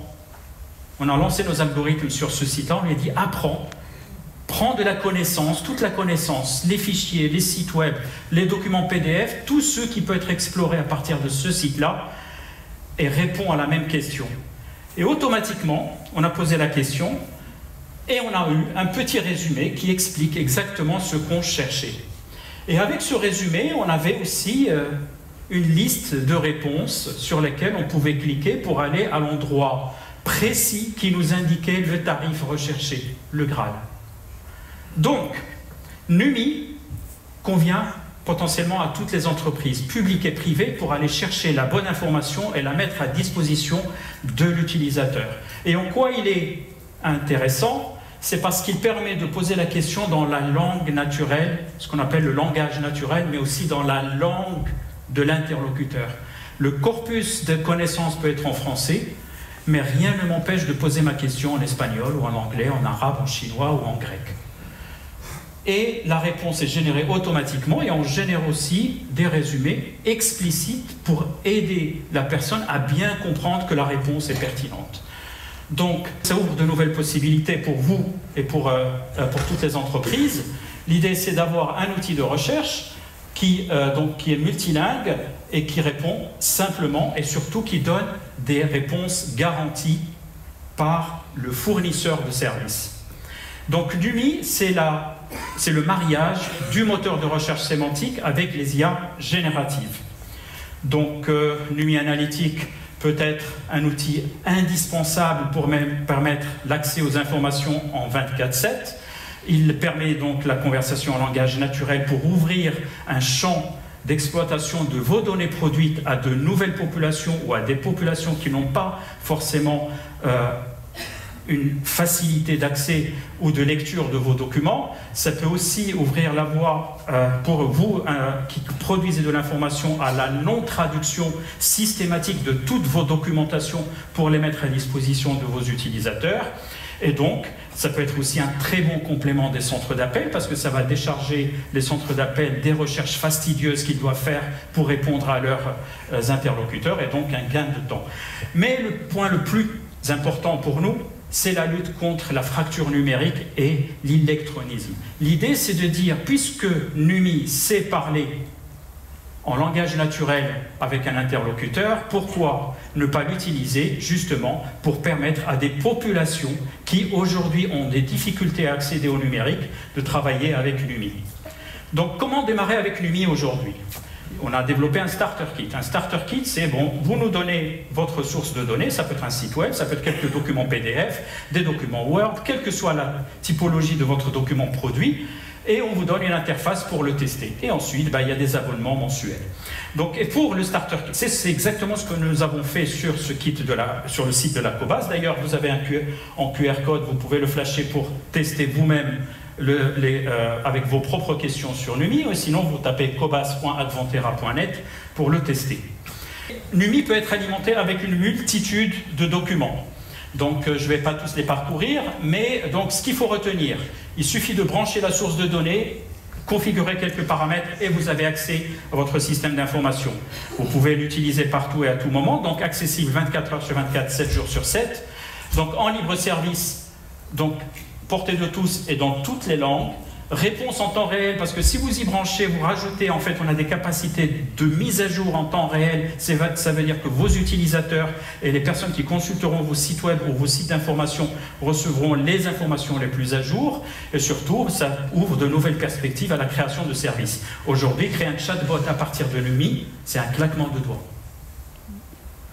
Donc, le projet Lumi, notre projet avec mon équipe, c'est d'abord un modèle de multi-monétisation pour assurer donc une rentabilité à notre projet. Donc on a imaginé plusieurs modèles que nous allons mettre en place au fur et à mesure que nous avançons sur le projet, avec un objectif à fin d'année 2002 avec un CA de 500K euros qui reposera essentiellement sur la commercialisation en mode SaaS. Ensuite, on intégrera un autre modèle de modélisation qui impliquera nos clients et pour lesquels on va proposer des mécanismes de valorisation de leurs documents et de leurs informations. C'est comment eux-mêmes vont pouvoir générer du profit à partir de leurs documents en utilisant notre technologie. Et ensuite, la dernière étape, c'est la technologie as a service, c'est-à-dire qu'on est prêt à être embarqué dans une autre solution logicielle. Ça peut être, je ne sais pas moi, peut-être Microsoft, Oracle, qui seraient intéressés par nos technologies pour les intégrer dans leur propre solution. Donc, un modèle de création d'emplois. Donc aujourd'hui, l'équipe A1, c'est celle que j'ai décrite tout à l'heure, qui est basée à Mérignac. Une équipe A2 qui va être recrutée dès le démarrage de la deuxième année. Et ensuite une équipe A3. Donc le projet que nous avons, c'est un ancrage territorial. Aujourd'hui, le numérique, comme on est dans l'immatériel, on n'a pas besoin d'aller à Paris, on n'a pas besoin d'aller à Londres, on peut vendre nos solutions à partir de n'importe où, et notre positionnement, c'est l'ancrage territorial avec un renforcement autour des pôles d'excellence. Les pôles d'excellence, c'est les pôles universitaires pour que les étudiants qui sortent des universités, des grandes écoles aquitaines restent sur le territoire. Une dernière chose, notre concurrent sur ce marché-là, c'est le temps. Aujourd'hui, il y a beaucoup de monde sur ce marché. Avec les IA génératives, tout le monde arrive sur ce marché avec des moyens différents. Donc tout ce qu'on recherche, nous, c'est un soutien financier et un accompagnement pour aller encore plus loin dans le développement de ce projet. One more thing, c'était pour certains Steve Jobs, pour les plus anciens comme moi, c'était Peter Falk. Bah oui, une petite dernière chose. Donc une petite dernière chose, ce projet-là est en POC, comme on dit, Proof of Concept, avec plusieurs clients, institutionnels mais aussi privés. Donc, le dernier que je vais vous laisser en takeaway, comme on dit, un petit goodie, c'est de tester vous-même, parce qu'on travaille avec le campus cyber de Nouvelle-Aquitaine, dans un projet de sensibilisation des chefs d'entreprise, PME et PMI, à la cybersécurité, et on s'est dit qu'il fallait leur donner un moyen accessible, facile, qui leur permette de poser des questions simples. À quoi ça sert un antivirus? Comment sécuriser mon système d'information? Qu'est-ce qu'un firewall? Qu'est-ce qu'un rançongiciel? Qu'est-ce qu'une arnaque au président? Enfin, tous ces sujets-là, aujourd'hui, si vous ne trouvez pas votre réponse sur le site officiel de CyberGouv, allez questionner Lumi, il vous donnera la réponse. Merci beaucoup. Allez, c'est le temps des questions. Côté investisseur, côté jury Cobas. À vous de jouer. Le micro arrive jusqu'à vous. Qu'est-ce que deviennent les données auxquelles vos utilisateurs donnent accès? Là, le site de la Cobas, il est public. Mais oui. Supposons que j'ai un site avec des tonnes de données chez moi. J'ai envie d'explorer ça de façon plus intuitive ou plus autre outil. Qu'est-ce que deviennent mes données? Elles sont les vôtres? Non, on ne prend jamais vos données.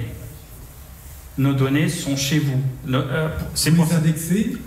Exactement. On prend les index. Les index sont chiffrés et enregistrés sur nos plateformes parce que ça permet en fait de piloter les moteurs de recherche et d'IA générative. Et ensuite, on fait des références qui pointent directement sur vos documents.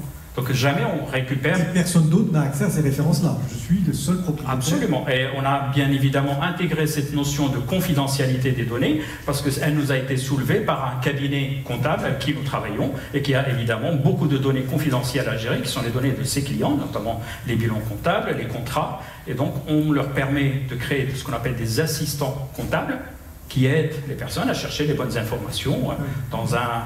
Le marché est absolument gigantesque. Le marché... Voilà.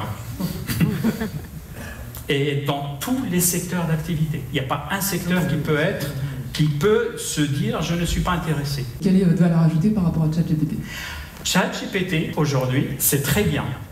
Maintenant, vous avez vous-même un document, comme on dit, confidentiel, sur lequel vous voulez travailler. Vous devez le uploader sur ChatGPT ou souscrire à un service auprès de Microsoft sur le cloud de Microsoft pour pouvoir le traiter dans le cadre de copilote, par exemple.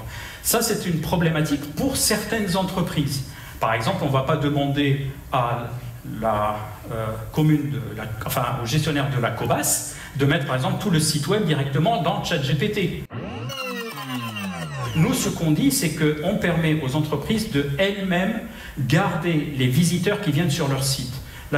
D'autres questions que j'ai posées sur la COBAS. Imaginez un touriste qui vient sur le territoire, il va au restaurant, il abuse un petit peu des boissons de la région avec les huîtres, il ne se sent pas à prendre sa voiture pour rentrer au camping. Il veut chercher un bus. La première question qui lui vient, est-ce qu'il y a des bus de nuit à la COBAS, par exemple? Question simple. Et en plus, il se trouve que le touriste, il est néerlandais. Il ne parle pas très bien en français, donc il va vouloir poser sa question en néerlandais.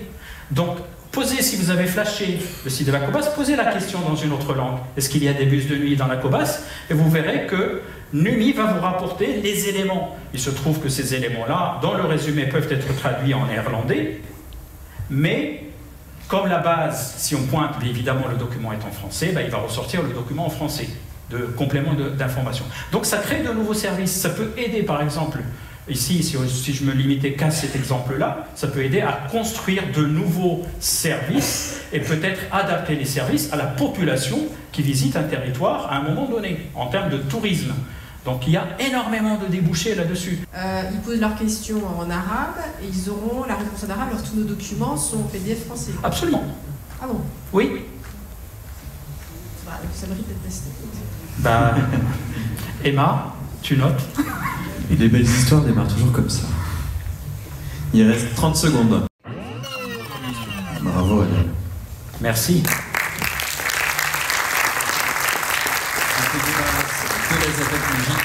Merci beaucoup.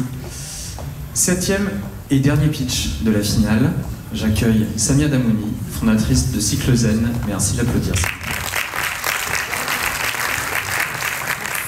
Merci d'être présent aujourd'hui. Je vous présente Cycle Zen pour des règles en harmonie avec la nature. Je suis Samia Damouni, j'ai 37 ans. Je vis à Biganos sur le bassin et je suis entrepreneur d'un peu plus de 8 ans. J'ai un parcours assez éclectique où j'ai pu avoir la chance de développer des compétences en vente, mais également en transformation digitale et en gestion de projets et de produits tech. Et si je me présente aujourd'hui, c'est pour avoir l'opportunité d'intégrer l'incubateur du pôle économique de la COBAS, puisque j'en suis au stade de projet. C'est une idée sur laquelle je travaille toute seule pour le moment et dont j'ai besoin d'accompagnement. L'histoire de Cycle Zen commence l'été dernier où je commence à surfer. Je prends des cours et en même temps, je souhaite arpenter les différentes plages pour découvrir les différents spots de surf. Et en voyageant, que ce soit en France ou à l'étranger, je tombe sur ça. Ça, ce sont nos déchets. Et nous sommes des pollueurs, mais je suis tombée nez à nez, et je vous en épargne l'image, je suis tombée devant des déchets d'emballage de protection périodique. Et donc je me suis posé la question, puisque c'est un marché qui me concerne, et en tant qu'utilisatrice, je souhaitais aller un petit peu plus loin que juste tomber, les ramasser et les jeter. Et donc j'ai étudié le marché de plus près. Et je me suis rendu compte que nous sommes plus de 15 millions de femmes menstruées. Nos règles durent environ 38 ans. Et nous sommes plus de 70% à utiliser des protections jetables. 128 ans. Cela fait 128 ans que ces produits évoluent dans le bien, grâce aux législations, grâce aux innovations, les compositions changent, et puis les nouveaux produits arrivent aussi sur de la recyclabilité, comme par exemple les culottes menstruelles ou les cups.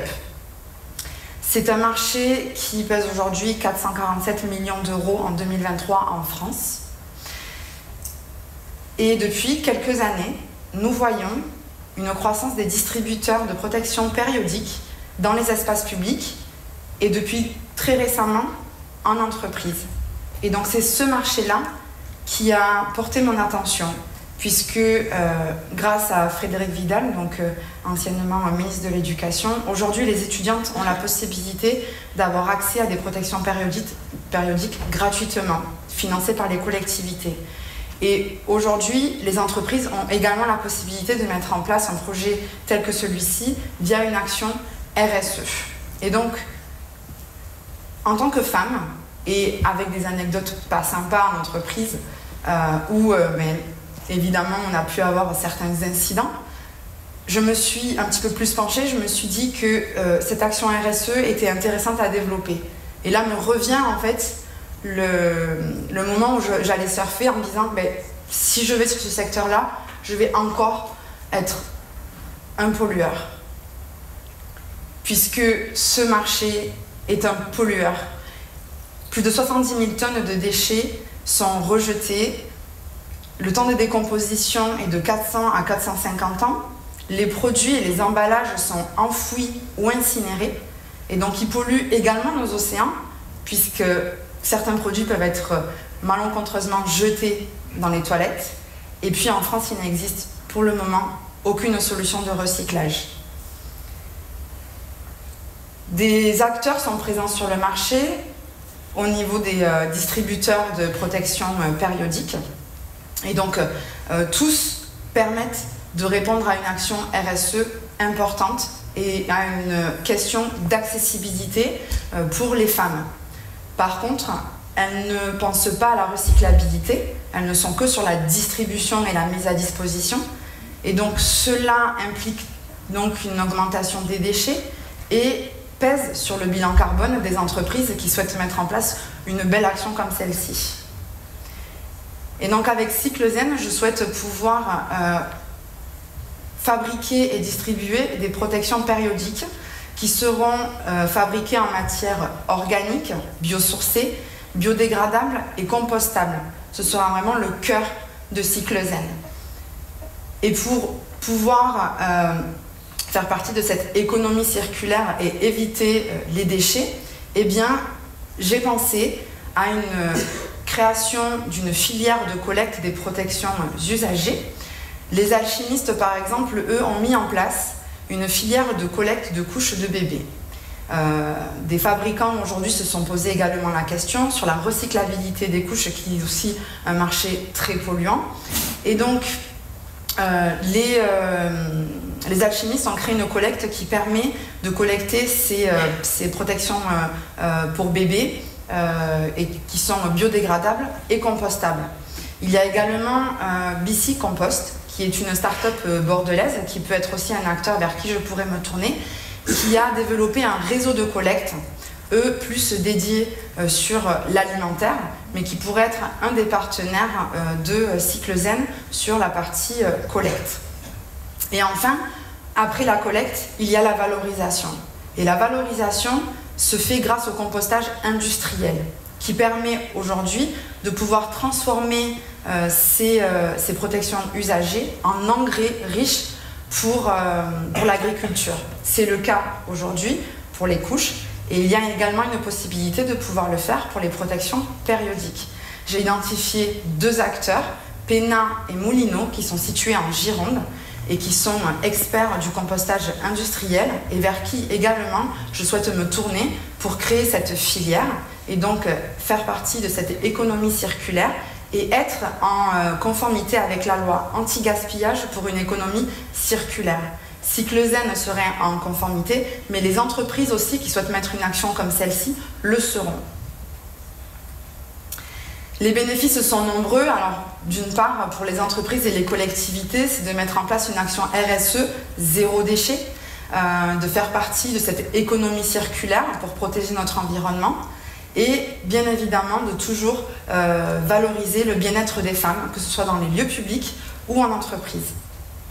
Pour les femmes, eh bien, c'est leur enlever cette charge mentale pour qu'elles puissent utiliser des produits sains et responsables et puis répondre également à une sensibilité écologique, puisqu'il a été démontré que les femmes sont un peu plus regardantes sur les produits qu'elles utilisent et surtout sur ces produits spécifiques, puisque la législation permet aujourd'hui, depuis avril, d'avoir une transparence totale des produits périodiques que nous utilisons.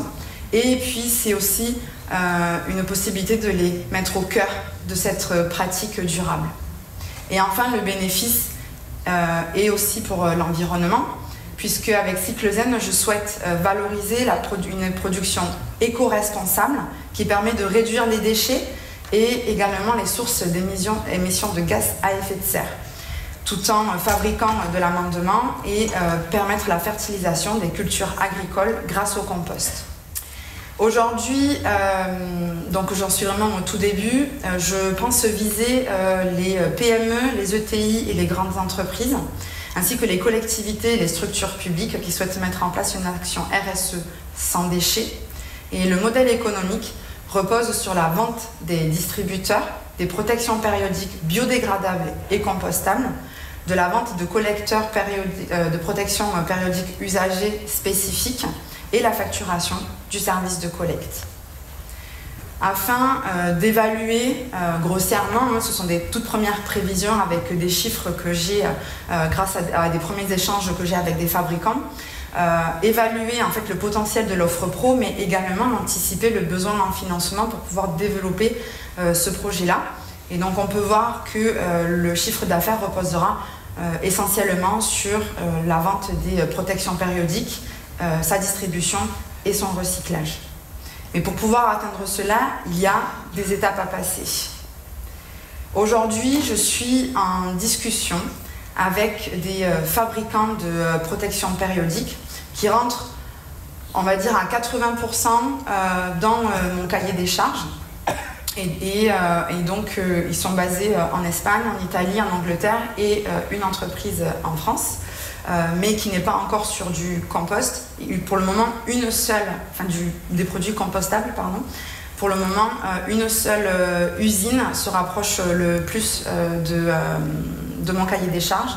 Et je prépare également une enquête auprès des entreprises et des collectivités qui ont déjà installé ce type de distributeurs pour travailler avec eux sur l'aspect collecte.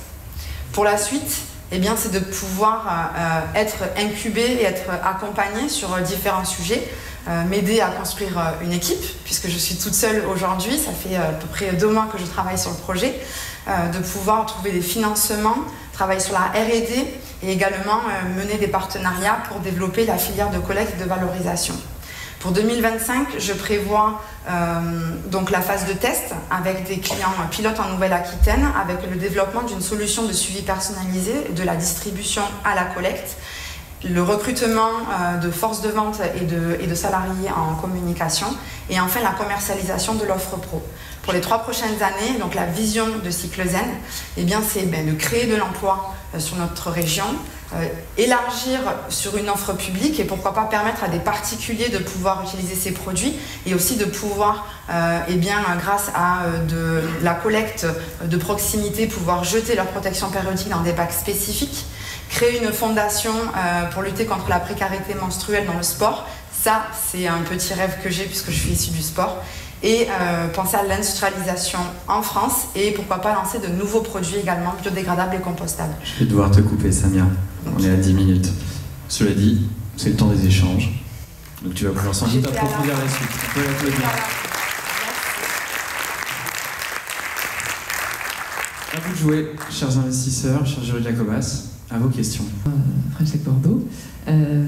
Donc pour bien comprendre où vous vous situez sur la chaîne de valeur, vous êtes aujourd'hui vraiment sur la distribution, puisque votre idée de sous-traiter la fabrication à des fabricants que vous avez identifiés.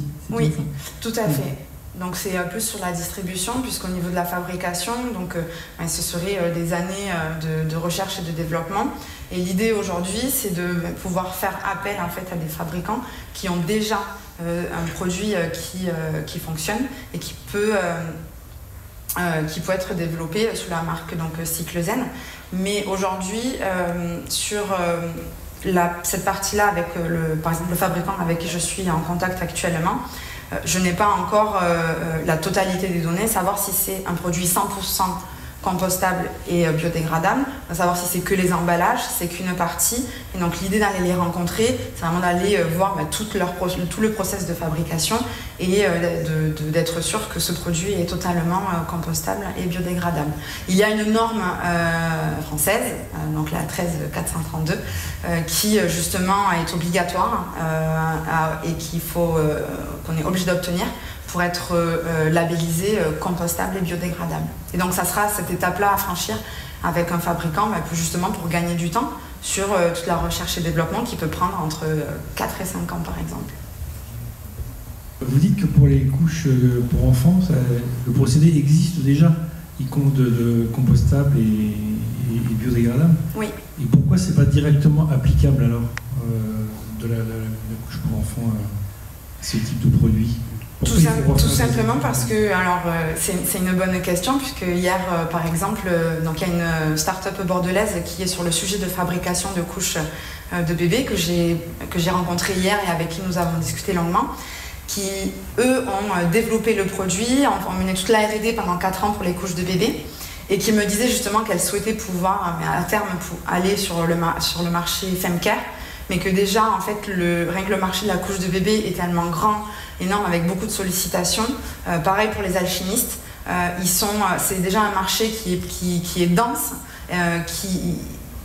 ils ont besoin de développer, c'est très récent, et ils n'ont pas encore la possibilité de pouvoir aller sur ce marché-là.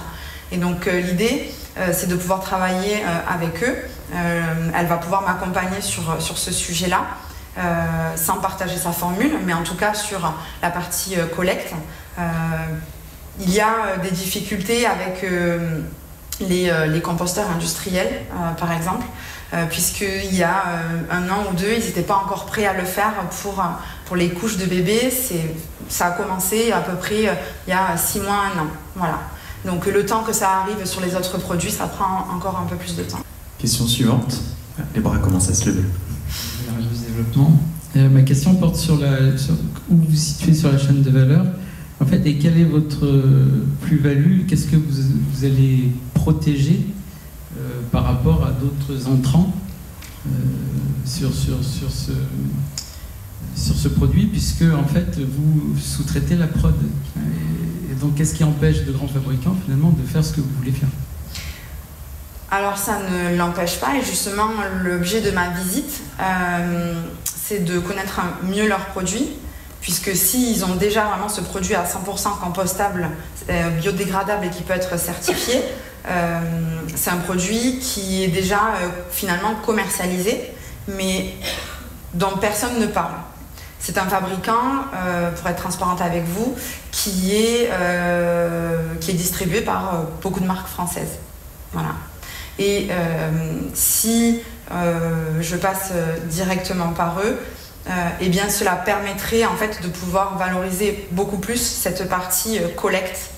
Moi, le positionnement, il n'est pas forcément sur la protection du produit en lui-même, mais plus sur la valorisation du produit, la collecte et la transformation pour justement éviter les déchets, la quantité de déchets. Donc ce sera après cette visite que j'aurai la possibilité de savoir si moi je peux rajouter aussi une brique et qu'on peut travailler sur un produit en collaboration et donc de pouvoir protéger quelque chose. Mais comme je suis vraiment au tout début, je ne suis pas encore en mesure de pouvoir répondre à cette question-là. D'autres questions? Côté jury, côté investisseur, côté public? Je crois que tu as mis tout le monde d'accord, Samia. J'espère. On peut l'applaudir, je crois. Merci. Merci beaucoup à toi. Je reprends la fameuse zapette magique et je te laisse rejoindre le côté de la scène. On est au bout des 7 pitchs, comme promis. vous allez pouvoir voter maintenant. Donc le jury Cobas, le jury investisseur vont se réunir durant la petite dizaine de minutes de la pause pour délibérer.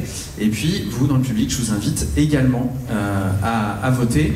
Donc vous allez pouvoir envoyer un SMS avec le numéro de la startup de votre choix. Donc 1 pour Calix, 2 pour Studio VR, 3 pour Naperla, 4 pour Floten, 5 pour Evenbot, 6 pour Numi Analytics et 7 pour Cyclezen. Vous pouvez envoyer du coup le numéro au 06 44 63 07 14, je le redis, 06 44 63 07 14. Vous envoyez du coup le numéro de la startup qui vous a le plus plu et qui est selon vous susceptible de recevoir le prix du public. Donc là on démarre tout de suite, dans 10 minutes très précisément, on arrête les compteurs et évidemment à la fin de cette première édition, on remettra le prix du public à la start-up que vous avez choisie. On fait une pause de 10 minutes montre en main, les jurys vont se réunir et on se retrouve donc tout de suite dans cet amphithéâtre. A tout de suite. Pendant ce temps-là, les jurys délibèrent. Grille de notation en main, ils ne sont pas toujours d'accord entre eux. Je suis persuadé qu'avec les carences qu'il y a aujourd'hui sur ce secteur d'activité... La présidente de la Cobas ne fait pas partie des jurys. Maître des horloges, elle rappelle que la table ronde va bientôt commencer. Avec les représentants de la French Tech Bordeaux, Akiti Venture, Bordeaux Techno West et Demeter. Demeter, c'est une société de gestion française qui a été créée en 2005 et depuis notre création, on n'investit que dans le secteur de la transition écologique. Et ce dispositif s'est étendu avec notre arrivée sur la Cobas à des investisseurs arcachonnais qui sont là, peu je vois en face de moi. Et donc on fait un métier d'investisseur mais en étant extrêmement locaux. L'idée c'est d'accompagner les entrepreneurs dès la création des projets. On a 3 principaux métiers. Le premier c'est des prêts d'honneur, c'est des prêts jusqu'à 30 000 € par porteur de projet dans des projets innovants. Ensuite, on intervient en amorçage, donc pré-seed, des tickets de 100 000 € à 2 millions d'euros, vraiment sur le tout premier tour de table des startups. Et ensuite, on accompagne aussi le passage à la PME, à l'ETI, via des fonds de capitaux de capital développement, qui vont effectivement de 3 à 10 millions en termes de tickets d'investissement. French Tech Bordeaux, vous savez, French Tech, c'est une émanation au départ du ministère de l'économie et des finances, qui a plus de 10 ans, a fêté les 10 ans récemment. Le but du réseau French Tech, c'est vraiment d'accompagner les entrepreneurs dans le domaine de l'innovation, pas seulement de l'APEX, c'est important de le dire. Et comme annoncé, la French Tech a publié en avant-première pour la Cobas Innovation son baromètre des levées de fonds sur le territoire. Donc là, on a les chiffres du premier trimestre, donc 53 millions d'euros levés par l'ensemble des startups de Nouvelle-Aquitaine. Si vous permettez, beyond ceci, je voudrais dire que c'est Yves Parier et qu'il est dans l'entrepôt économique de la Cobas. Eh bien, bravo, bien aussi. Le baromètre est donc un indicateur, parmi d'autres évidemment, de la bonne santé d'un écosystème, de son dynamisme et puis aussi, bien sûr, des évolutions qu'il traverse. L'événement de la Cobas Innovation se termine par la remise des prix des différents jurys et coups de cœur avec la proclamation des résultats pour 2024. Dans cette opération, ils ont été mis en lumière indiscutablement avec ce process.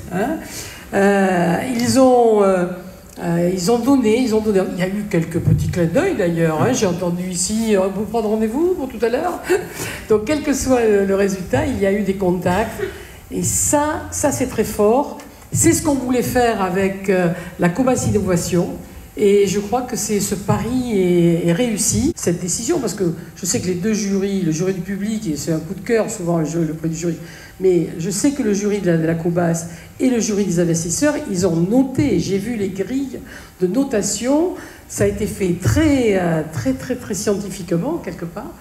C'est pas facile de donner certaines notes. Ça aurait été dommage vraiment que ça se réalise dans l'ombre et qu'on n'en profite pas. Parce que je crois que tous ici, on a appris des choses aujourd'hui. On va s'intéresser de plus en plus aux startups, on comprend certains mécanismes.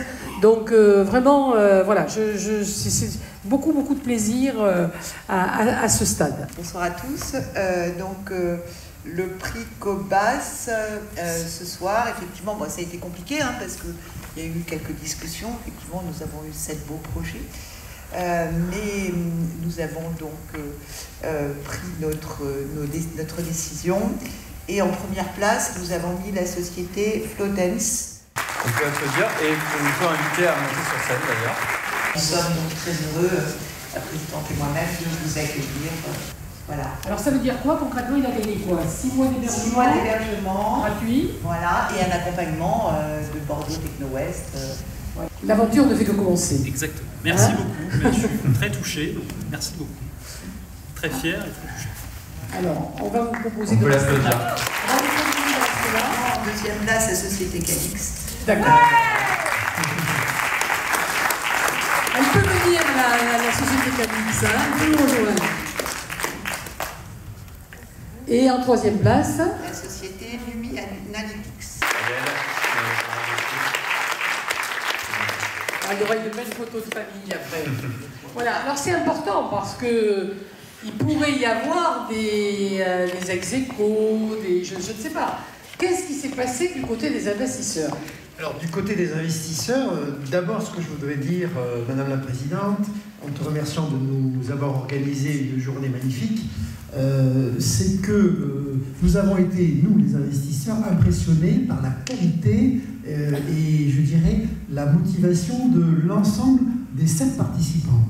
C'était réellement quelque chose qui a donné lieu à de longues conversations pour arriver à faire notre choix, que je peux effectivement mettre en avant. Donc chez nous, le choix que nous avons fait, bien sûr, nous avions aussi un petit coup de cœur pour Flottans, hein, mais effectivement, on ne va pas tous mettre nos œufs dans les mêmes paniers. Nous avons eu envie de mettre en avant Evenbot. Très bien. On peut les appeler. Tout d'abord, assez remarquable, c'est la personnalité effectivement du dirigeant qui nous a montré que tout en étant dans le monde de la restauration, il pouvait être innovant, il pouvait avoir un esprit pratique et une volonté de se remettre en question tout le temps en cherchant en même temps à se servir de l'innovation pour défricher de nouveaux marchés. Et c'est ce que nous avons voulu mettre en avant. Très bien. Alors vous allez remettre à chacun la... toi tu as ton prix. Merci beaucoup. Voilà. Alors le prix public. Le suspense est là. Calix et la Perla. On va considérer qu'on a 2 gagnants du public. Et ça ne m'étonne pas. La félicitation. Alors est-ce qu'on a... On passe au coup de cœur. Alors là, qui va commencer en premier? On y va avec Safran? Allez, Safran. Qui avez-vous choisi? Eh bien, nous avons choisi... Bravo Douglas, on a été séduits par le projet que tu as présenté, un projet industriel avec des perspectives de production, de transformation locale sur un marché porteur. Donc bravo pour ton pitch. Et puis le charisme, en fait, vous y croyez, vous donnez envie d'y croire. Voilà. Ouais, c'est bien. Un chèque de 1 200 €. Voilà. Alors, le banquier, la banque populaire. Notre coup de cœur s'est tourné vers Evenbot.